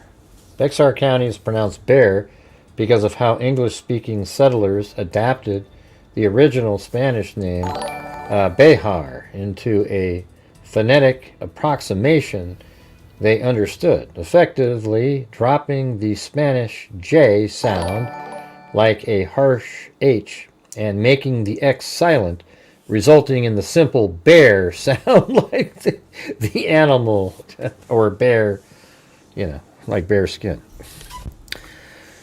That's just ridiculous. But anyways, there you go. There's the answer. So they said it right. Yeah, I think she intentionally left it there, turned off. But we don't know, you know, because maybe it's right what Zozo was saying. Maybe there's a barrier a little bit in, you know, the language, so we're missing things. The mother says she... So basically it's like this. The daughter, they slept together in the same bed, and then at 5:30 in the morning, she felt the daughter sort of get up out of bed. And then when she awoke, she sort of waited around for a while, and her daughter didn't show up, so she called the phone, and for some reason, without it ringing, goes into her daughter's room, and then finds the phone on the bed, and the phone was dead. And so the mother put the charger in it. And was the charger just sitting right there in the room? I mean, there's a lot of things if we just had the answer for... You know, so she started charging it. And then there's surveillance footage from the neighbor's house. That must have came much later, I would think, like later in the day. After they called law enforcement at like 9:30 to say, hey, I have a missing child. And then later in the day they got the surveillance footage, and you see her going out to her car at 6:58 in the morning, rummaging through it, looking for something. And then while it's being filmed, it just stops being filmed. Boom. And then she disappears. Actually, it seems very unlikely that somebody unless the house that actually has the camera on it, that's not their camera. So that'd be hard for somebody, for the family to be in on something, to have the neighbor, turn off the camera at a certain, something like that. That'd be crazy. They might want to look at them, the neighbors, though. I mean, why? It's just so crazy. The crucial moment, the video just stops recording. That shit happens, though, believe it or not. It just happens on surveillance footage. We've seen it. It just seems, in this case, wow. Man, what a misfortune that is.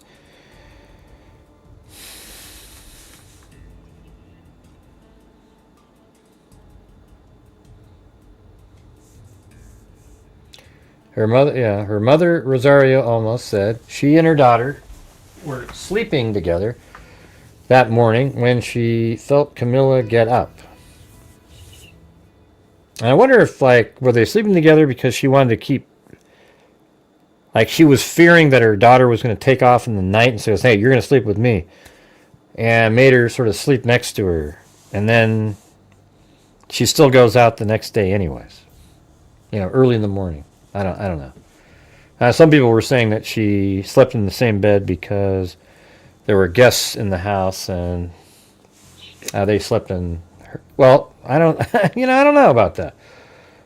Because how could the people have slept in Camila's bed if the mother gets up in the morning and there's her phone sitting on Camila's bed? Wouldn't the guests in the house have been sleeping on top of the cell phone?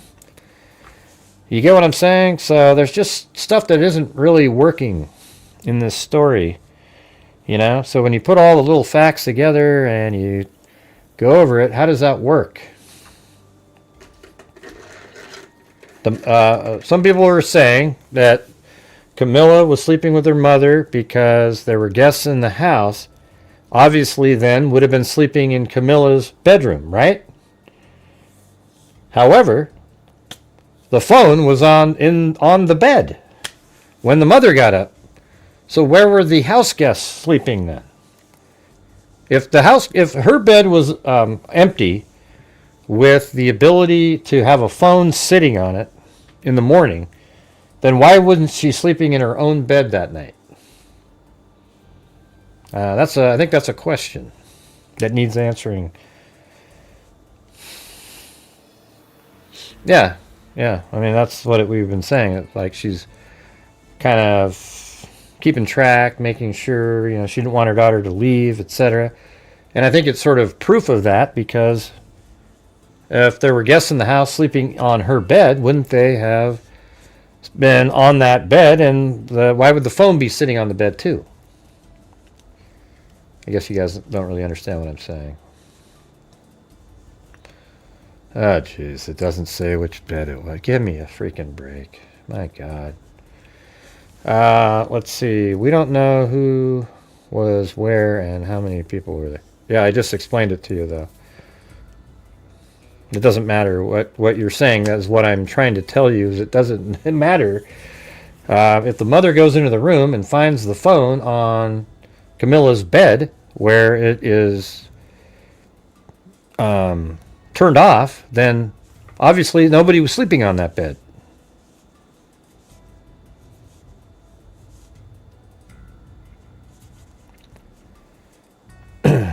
Let's see. After checking with her boyfriend, I called her cell phone, but the cell phone was there on the bed and it was turned off. Okay, well, I guess you're right about that. That could be the bed that's in the mom's room. I called her cell phone, but the cell phone was there on the bed, meaning her bed, maybe, right? Maybe her bed. I guess that would make more sense. And then it means that somebody could have been in her room. So you're right.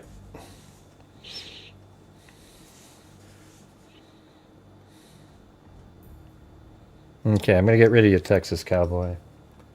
You sound like an idiot. You know, you gotta let me work through things.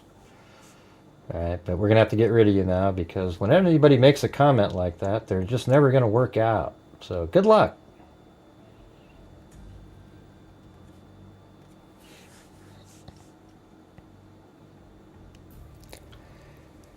Let's see. After checking with her boyfriend and Camila's father and learning neither had seen her, Rosario contacted the sheriff's office to report her missing. The boyfriend... How long has she been dating this boyfriend? I mean, that would be the reason somebody might sneak out. Of course it was. Yeah, those people are just trolls that show up. They try to look for an angle and, you know.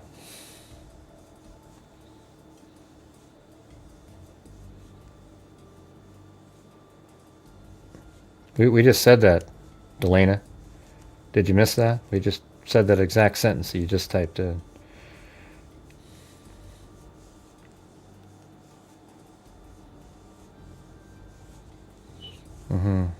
Let's see. Some things do not change. Right. Every time.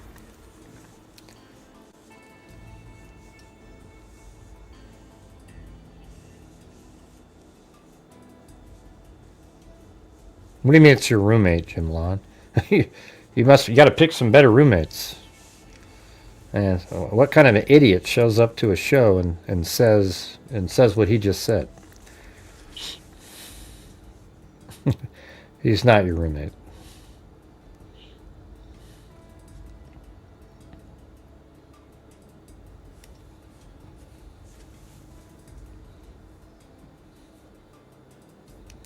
Rosario is also asking the community for prayers. Authorities urge anyone with information to call 210-335-6000. Anybody out there find the video yet? I don't think it exists in the public. But what makes that funny to you, though, Jim Lon? I don't really understand it. It's just such a weird thing to even think of saying.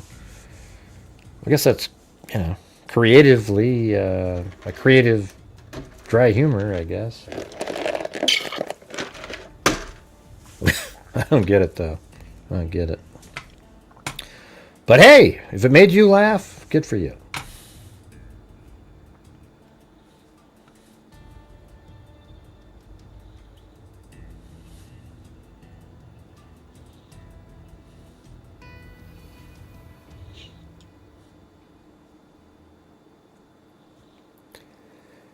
News said they have obtained the video but didn't show it.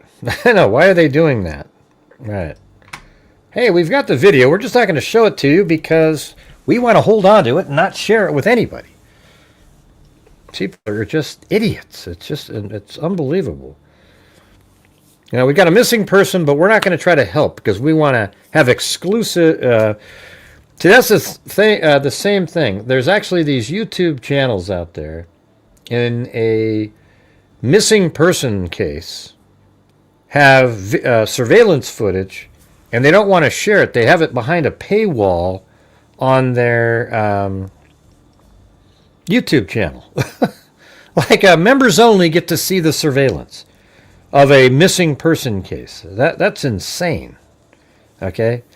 Now, if they do that in a case that's already, you know, like let's say I did that in the Koberger case where I got new surveillance and all the members get to see those things. That's different. That case is solved. There's nothing. It's just, that's all it is. There's nothing to it, right? But when it's a missing person, you're trying to get information out and try to help find something. You know, a person.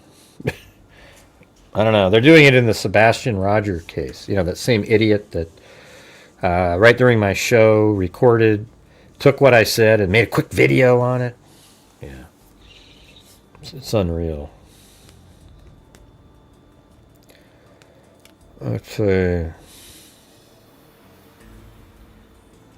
Just wait for TMZ. Yeah, you think they'll have it? They should have already got it by now, wouldn't you think?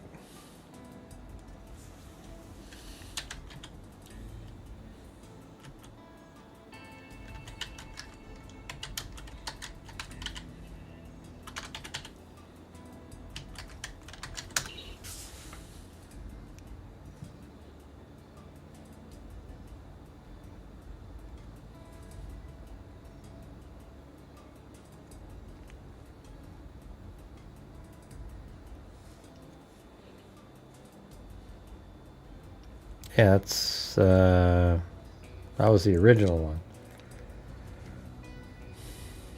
Blue pajama bottoms. It doesn't say shorts.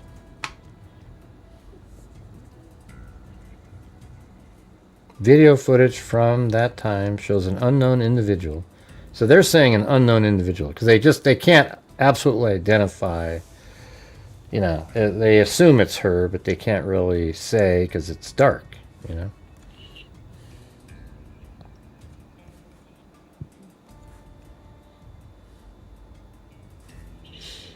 Yeah, I wish we had more information. I can tell you that. Well, there's the open phone lines there if anybody wants to call in, and if they got any inside information, that'd be great. This is the house where the car was parked, and this is the camera right there that filmed it. This one, yeah, it looks like just sort of a one of those, a standard Ring camera facing outwards, and it has like 100 and some odd degrees of footage. That's why you can see it still over there. Or maybe they've even moved it a little bit because that was March of 2025.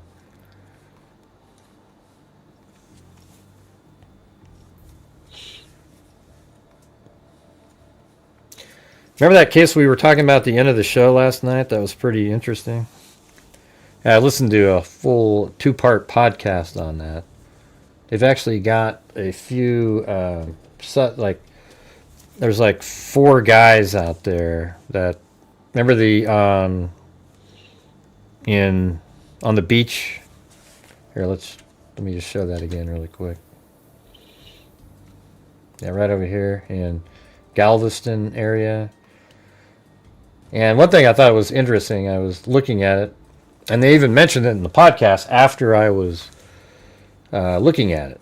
I mean, look at this. Look how crazy this is. Let me go back to 2007. So that's what it looked like. This is the house I think she was in that case. This is the case of Bridget Guerin, 2007.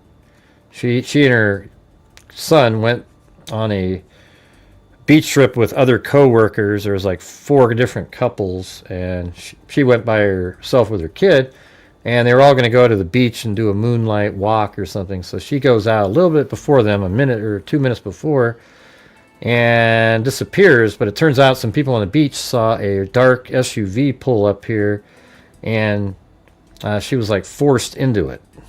And then the next day they found her body floating in the surf over in this area. Yeah, maybe it was like right over here, something like that. Could have even been here, I guess, but just floating in the surf. But what I was looking at was, see how this is what it looked like, and you can go back in time. Some of them are clear, like this, and so this is September of 2007. Watch this, and that's September of 2008. And then, boom, I mean, that's when it absolutely got smoked. I mean, isn't that insane? Like the same month even. Like this is September 2008 and September 2008. Look at this. That whole, everything is gone. I mean, we're talking about, that's when that hurricane, it was a male hurricane name, I can't remember, came in and just absolutely obliterated the area. I mean, look at this. This is probably, like, this is still just junk all over the place. And it came in there, and so that house where this happened isn't even there anymore. And so you go forward a little bit, and so that's September. Then January of 2009, looks like there's some trucks driving around. And then this is 2010, February, they're starting to build the homes back up again. 2011, and look, like where this happened, there still aren't any. Now let's just go back to 2000. Oh, that was really clear. Look how clear that was. That's great. Look at that. Wow. This must be what they're referring to when they say the zoo. Look at this ridiculousness. This is July 2004. Look at this. This is crazy. Look at all these cars up on the beach. Unbelievable. That's exactly what they're referring to when they say the zoo. And so this is what it kind of would have looked like, I would imagine. You know, she came out, and that's what the house looked like then. Watch this. So if you go down the street view here, remember I said in August 2008, it was still normal looking? So you go down to here, and this is actually 2023, but if you go one step over, like right there, boom, turn around. Now this is what it looked like. This is May 2008, before the hurricane came in. Yeah, this wasn't Katrina. It was a male name, I said. So this is the stairs that she walked down. The gate closed, and then she walks down these stairs. They all heard her do that. And then apparently there's a car right there. But then we can go out here and say this might be kind of, you know, it was late at night, you know, later in the evening. So there might have been some people down here. But look what it looks like during the daytime. Jesus, you could have predators roaming up and down. Man, that is just nuts. Look at that. That is insane. Yeah, so anyways, that is July 2004, September of... Man, that map just got totally messed up. Look at that. Like off by a yard, like 10, 20, 50 meters. Now it's back. And so this is where the house is right there. And if we go to 2000 and September 2007, and now September 2008, and then boom. So there's still the foundation of it is right there in 2008. That's like the cement on the ground below it. And there's still, you can see it. And then let's see, all the way 2014, it's not there. They haven't rebuilt yet. 2015 haven't rebuilt. And 2017, you can see they're starting to rebuild some, you know, the structure. So what we're looking at on the newer one is not what it looked like back then.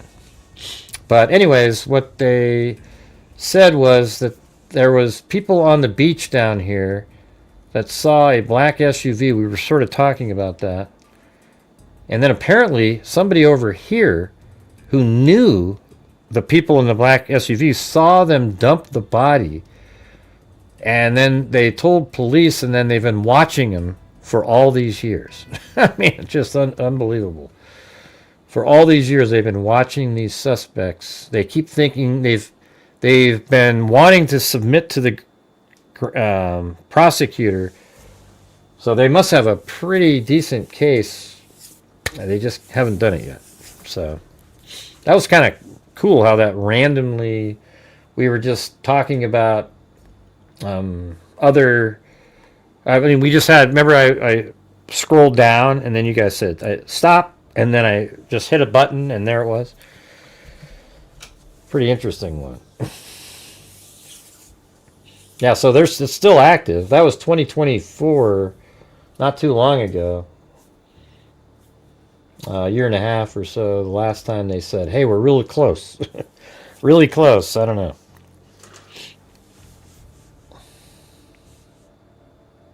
So there you have it. So anybody have any thoughts on the missing Camila Mendoza Olmos? I'm going to say I feel like she left intentionally, and then there's just more to the story. That's what I think. All right?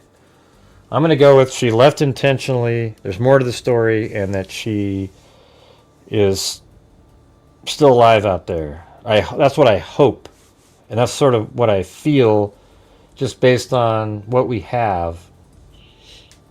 You know, they're all saying that she's this really, oh, she's religious. They're almost trying to oversell how she's so responsible, etc. But we don't have any idea what the reality is. And I think that's something you try to say to people so that they want to help.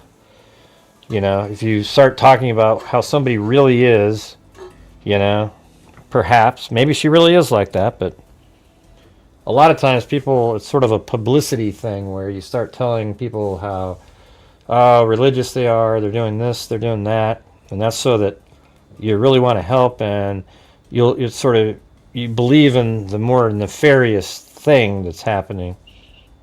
And it could be that. I'm just saying the information so far with the phone on the bed just seems odd to me. I know it could just be, like Lisa was saying, that the phone's on the bed, or it died, and then she went outside to get the charger. But why didn't you go out to get the charger at 5:30 in the morning? Because you obviously would have went to your phone. And by the way, when you got up at 5:30, why didn't you take your phone out of your bed with you? If it is on your mom's bed. I don't know. Unless you wanted to leave it there.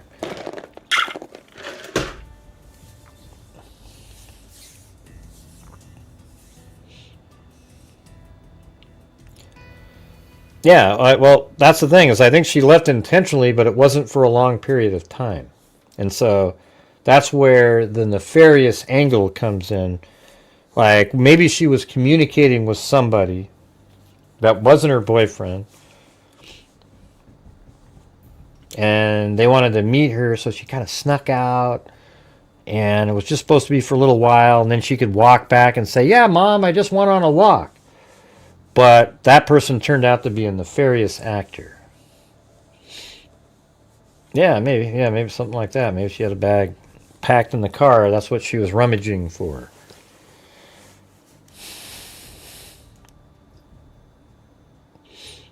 Yeah, I mean, the mom charged it, so maybe the mom had another charger just like it.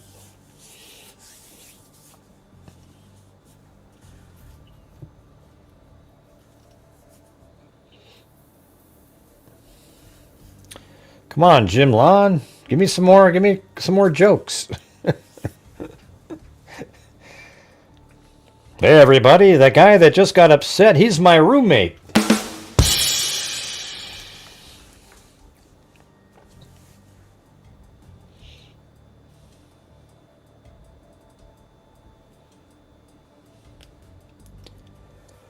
And we'll find out in her mom's basement.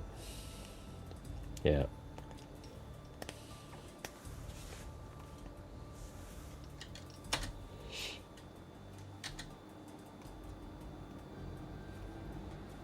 That was right over there.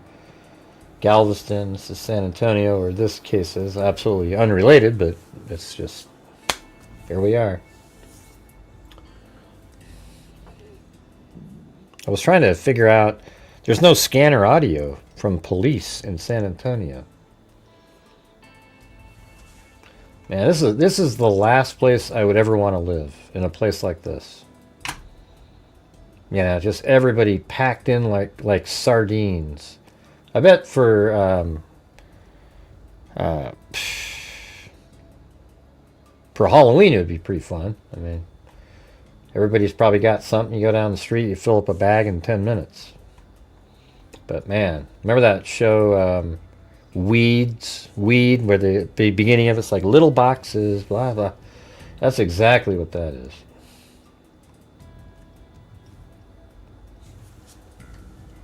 Hey, look at that. 1.21 gigawatts. 1.21 gigawatts. Where is that? 1.21 gigawatts! What the hell is a gigawatt? There you go. Let's see, where's the...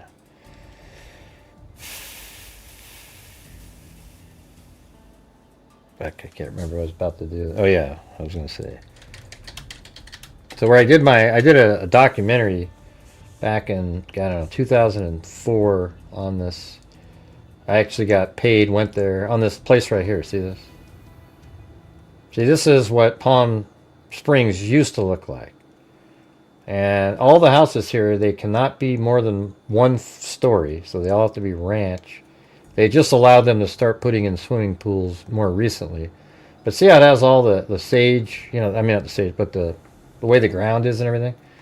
And then look how right outside of it is like a damn...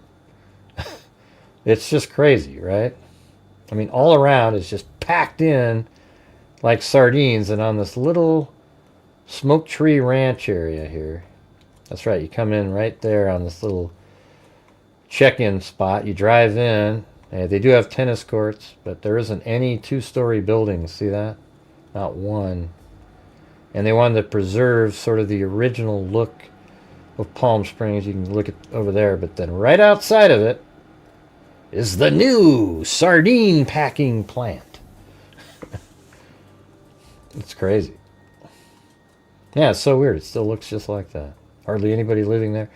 And you know who lived there were all of the, like Hoover lived there. The vacuum cleaner guy, he lived there. Eisenhower visited there, and he wanted to be a member, but they wouldn't allow him to be a member of Smoke Tree Ranch because he was going to bring too much attention to it. Also, Walt Disney lived there. And believe it or not, he asked everybody, hey, do you want to invest in this amusement park thing? And they go, nah, nobody wanted to do it. Yeah, look what that turned into. Disneyland. I think I've shown you guys this before, but one of the things that's sort of interesting, if you go look at the statue of Walt Disney, you look at it he has a tie on, and it has Smoke Tree Ranch logo on it. Even on the tie that he's wearing in that image. It's pretty cool. Let's see, Walt Disney statue. Yeah, that one, right there. Let's see if you can get it. Oh man, let's see. Is there a big one, a big version? That one, that might be a good one.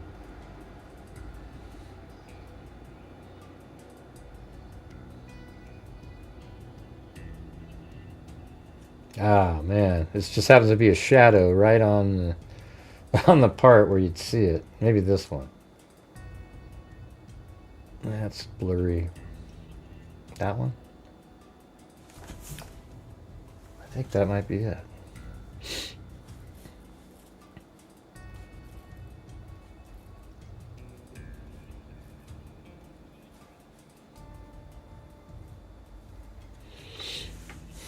Oh, looks like I've lost the crowd. Who cares, man? I try, and it's like people just get disinterested if it's not just still. I don't have any more to say because we've ran out of information on this. I hope tomorrow we have more. I think they're making a big mistake not releasing the rest of the surveillance. I mean, just letting us see the surveillance foot. Oh, look at that right there. Can you guys see that right there on the shirt? That's the Smoke Tree Ranch logo. And let me show you. It's almost like Smoke Tree Ranch logo. It's actually a brand. See that? Right there. How cool is that, huh? Something most of the people in the world wouldn't even know.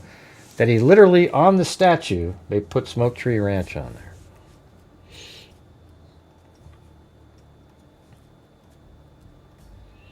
Because he lived here. And when I was there, somebody goes, hey, this is Mr. Warehouser. And I go, oh, yeah? And then when he walked away, they go, no, that was the, like Warehouser, that huge company. Like, that was the guy. That wasn't like his kid or some other person. Yeah, it's just crazy when you go there. It's just all the most ridiculously captains of industry, basically. And look at this, just really small still to this day. And just a few homes there, and it's just incredibly exclusive. This old place. They haven't had a little miniature. Like some of these are places like cabins where people can stay. And I think this is the dining area here. And looks like, I think they have some kind of lawn bowling or something. And then they had a really nice swimming pool. I remember that. Yeah, there it is. Yep. Anyways, a little history there. I did a whole, like an hour and some odd minute documentary using all these old photographs that they had, and it's pretty cool. I don't think Bob Hope. I think that it was weird. Some of the people that were there was like. I think they knew him. Like he would get to go visit and stuff.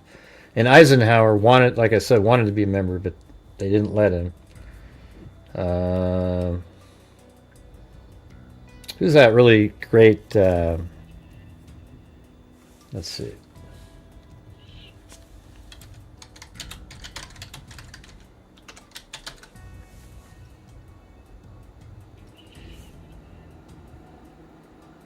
No, it was shit.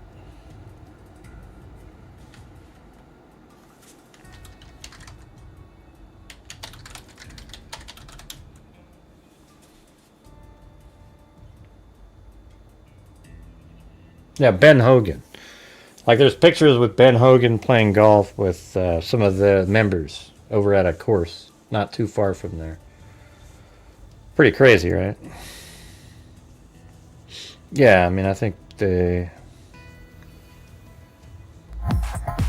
he's burning the popcorn. All right, hold on, let me do it.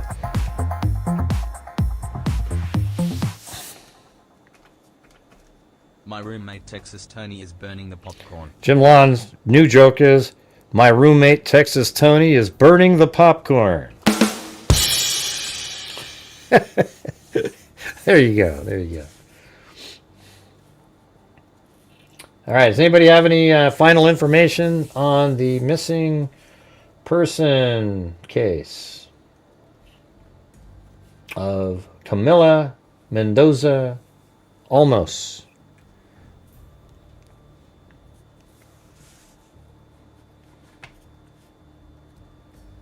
Because I don't really have anything else to, it's weird too, because there's good points on both sides on whether or not she left intentionally.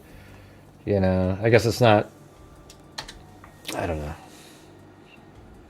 know. There's things just don't make sense on different theories. What's the theory that makes the most sense? Because the one about, like Lisa's theory, I don't totally dislike it. It just doesn't seem as likely because, at 5:30 in the morning, she gets out of bed, and then later she's looking at an hour and a half later, she's looking for the charger in the car. But that seems like a long time to wait. And she didn't go back to her bed, right? So if her phone's in the bed where her mom is, how did she know, oh, hey, I need to go get my charger without going back in again? Maybe she noticed when she left, but then why did she wait so long? And why didn't she take the phone with her when she left her mom's bed? It feels like she was in bed. Maybe she was texting or something, turned off the phone. I think if, whoever has the phone, if you can somehow get into the text messages, that might have some answers.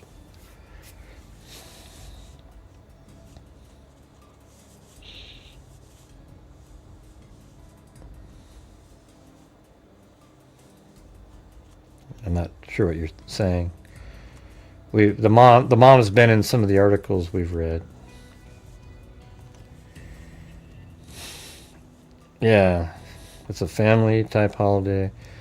Yeah. So let's just do one more, like in the head. So they're sleeping in the same bed for some reason, and then she has her phone with her, either with her. I'm just going to go with it's with her. It's in the bed, and then in the morning, her mother. At 5:30 in the morning, the mother feels something, and she gets up. The mom didn't, but her daughter Camila gets out of bed at 5:30, and the mother keeps sleeping. And then later, when she gets up and her daughter isn't home when she thinks she should, she calls the phone of her daughter. And it doesn't ring or anything, but then somehow she notices the phone on the bed. And then she said the phone was turned off. So then she put the charger in it. Now, was the phone dead and she charged it, or was it just off and she put the charger in it anyways just to make sure it's still working? Okay, and then at 9:30 or so, they called in and said, hey, my daughter's missing. And then obviously after that, they located the surveillance footage from the neighbor's house, and it shows that an hour and a half after her mother remembers her getting out of bed. Now, how accurate that is, we don't know. How accurate the mother's remembering that is. Could have been 10 minutes. But anyways, she goes out. On the surveillance footage, it shows her rummaging through her car. The lights are on, etc. And then the video footage just stops. It just ends. And then there's no more footage anywhere that shows her doing anything. They assume that she walked away from the area on foot. But a car could have came down and picked her up. As far as we know, because the video just died. And yeah, I mean, that's sort of where we're at here. I mean, it's she basically, she'd left with her keys, right? She had her keys with her, and apparently had her ID with her. I think that's what it said in one of the last articles.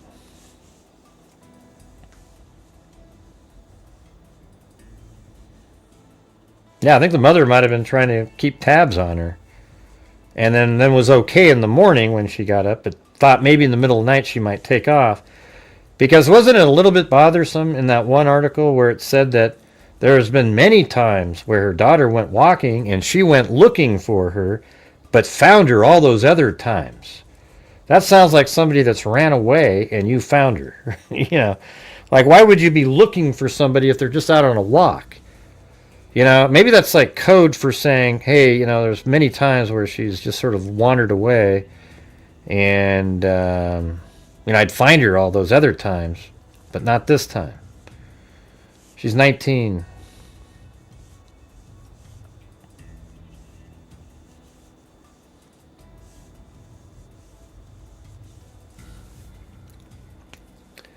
Well, I stayed out. All right. Yeah, but where, Zozo? You said, I think medication has been mentioned somewhere. Jeez, that's about as helpful as a stick in the eye. My brother-in-law and his wife stayed out at our house over the holidays one year. I rented hotel room for a few days. Yeah. Okay. So what? I wonder if any recent losses.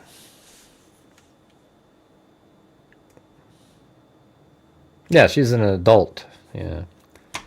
I mean, she's somebody's child, but, you know, anytime, well, usually when you put, like, teen and 19 is an adult, for sure. So is 18, but at the same time, you know, I think people still think of them as kids, you know.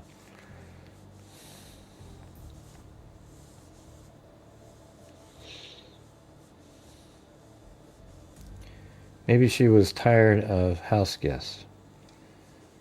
What?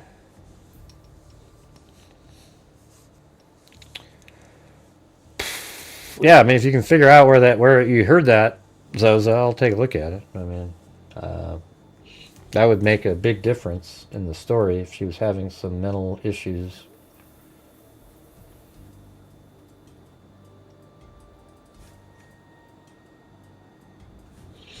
Why not, Jens? Why not have the California map up? That's what I wanted up. I was just showing them something a minute ago. Yeah, that's what I think. I think she shut off her phone intentionally so that she couldn't be tracked of where she was going. And, I mean, we've had other cases like this, you know, believe it or not. And some of those turn out badly for other reasons. Yeah, we covered the whole case for a long time, Jens. You know, for 2 hours we covered it. So a minute ago I thought, oh, I talked about Smoke Tree Ranch for a minute. Is that okay? I know you'd like to run my show for me, but, you know. I was just asking, Gray. Because the case took place in Texas and you've got California up there, you bastard. Yeah.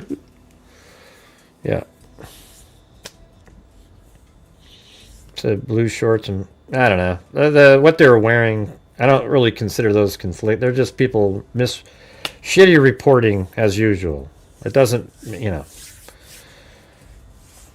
it's pretty consistent. But gray. Yeah. Let's see. Yes, it's a big deal for a girl that age to always have their phone on them. Right. You're 19 years old. You get up at 5:30. What's the first or second thing you do is you grab your phone. And then you would have noticed, oh my God, my phone's dying. But that's not how it worked or anything. The phone was left on the bed and it was turned off so that the phone wouldn't ring. It wouldn't do a damn thing. And, why she didn't pick it up and hide it under somewhere, I don't know. Like, why didn't she do that? But it was turned off, and then she goes outside, rummages through her car for a minute, and then she just disappears into that good night.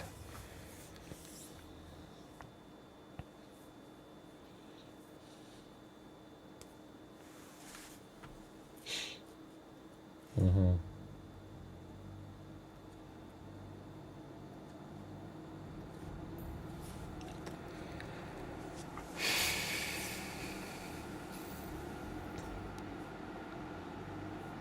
Yeah, we know, Eric's. We've been talking about that the whole night. Nothing you're saying is new, okay? It's not like you're not even using original thinking since we've already said it 100 times. I do not need to head off, but what a great night. I hope this girl was safe. Yeah. Well, thanks for watching. Oh, I do need to head off. We need more. Yeah, we don't have very much information. Yeah. We'll see if we can get something.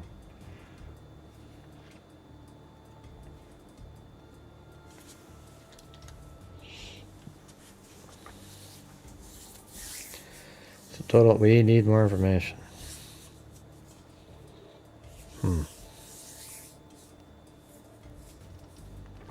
All right, well, that's going to do it for me, guys. Thank you. And thanks to Timothy Cecil, Lori, F7, something or other. And then Sharik, and then Cinnamon Sin Freak. Or Sherry C, 6 months, not Sharik.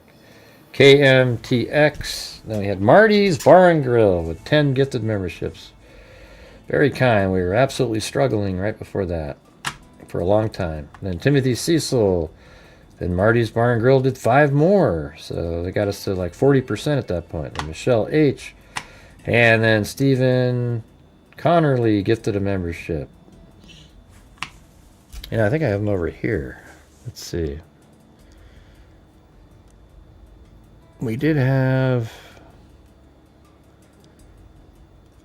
800 and something comments tonight. Oh, another one? Okay. All right, anyways, thanks Timothy Cecil, Lori, Sherry C, Cinnamon Sin Freak, KMTX, Marty's Bar and Grill, Timothy Cecil, again, this is back, I'm repeating these. And then Marty's Bar and Grill again. Then Timothy Cecil went for a wave. I don't think anybody joined in on that one. And then we had Marty's Bar and Grill gifted 5 more. Very kind. Thanks, Marty. And then Michelle H. And then Stephen Connerly gifted 1. Then Timothy Cecil. Then Linda Howe. Then Zozo gifted 1. This is when there was a challenge. Then Timothy Cecil gifted 1. Michelle H. gifted 1. Oh, that was Zozo 70 months doing her little imitating do map to see what's around. Jeez. And there's where she gifted a membership. And then this was Bella Marie's challenge. She gifted one. She was in her own challenge, gifting to get to the challenge. Then Sandy Shirley. Then I jumped in and did one. And then she did another one, Bella Marie. Then she matched her challenge, which she had put 2 of the numbers in there. So did 5. Then we had Corinna Edge, or Corinne I don't know, man. I don't know how to do it. And then Bella Marie gifted another one. And Timothy Cecil. And we had Bronco Girl. And then guess what? Marty's Bar and Grill again gifted 5. Then we had Lanky Tor come in. Always good to see Lanky Tor. Then KMTX. Grant became a new member. Then Bronco Girl gifted 5. Then Jim Lawn gifted 5. Then I gifted 5. Then Jim Lawn. And then 1.21 gigawatts. And my roommate Texas Tony is burning the popcorn.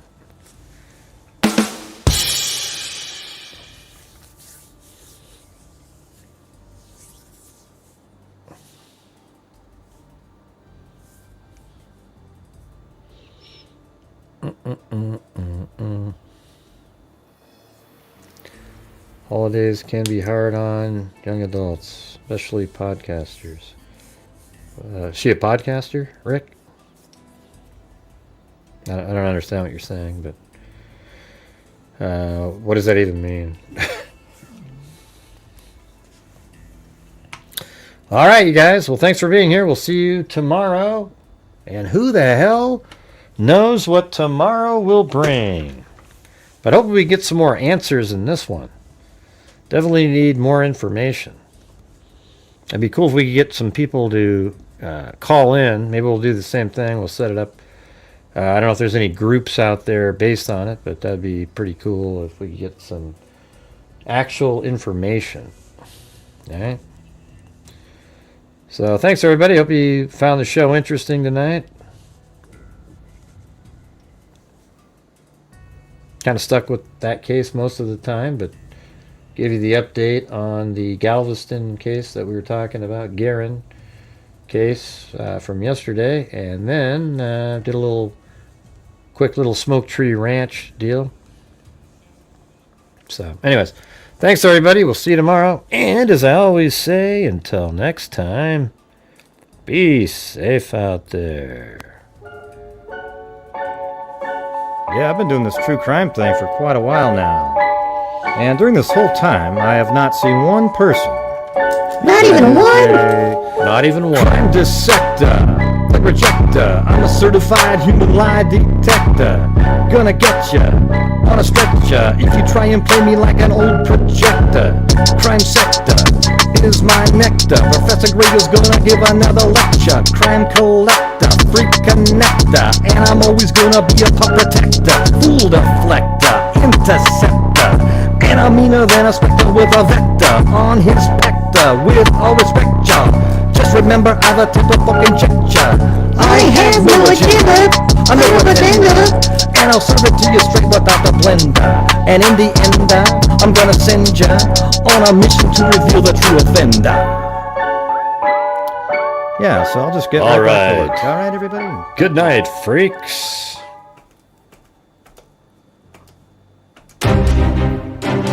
Thank you very much for watching Gray Hughes Investigates, where we cover true crime using logic, reason, and common sense to figure out what happens in cases.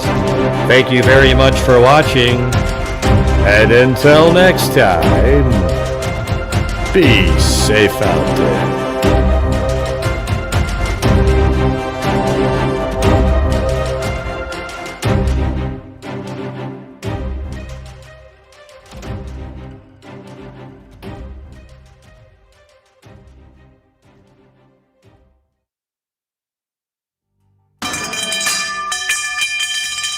Bye. See you around.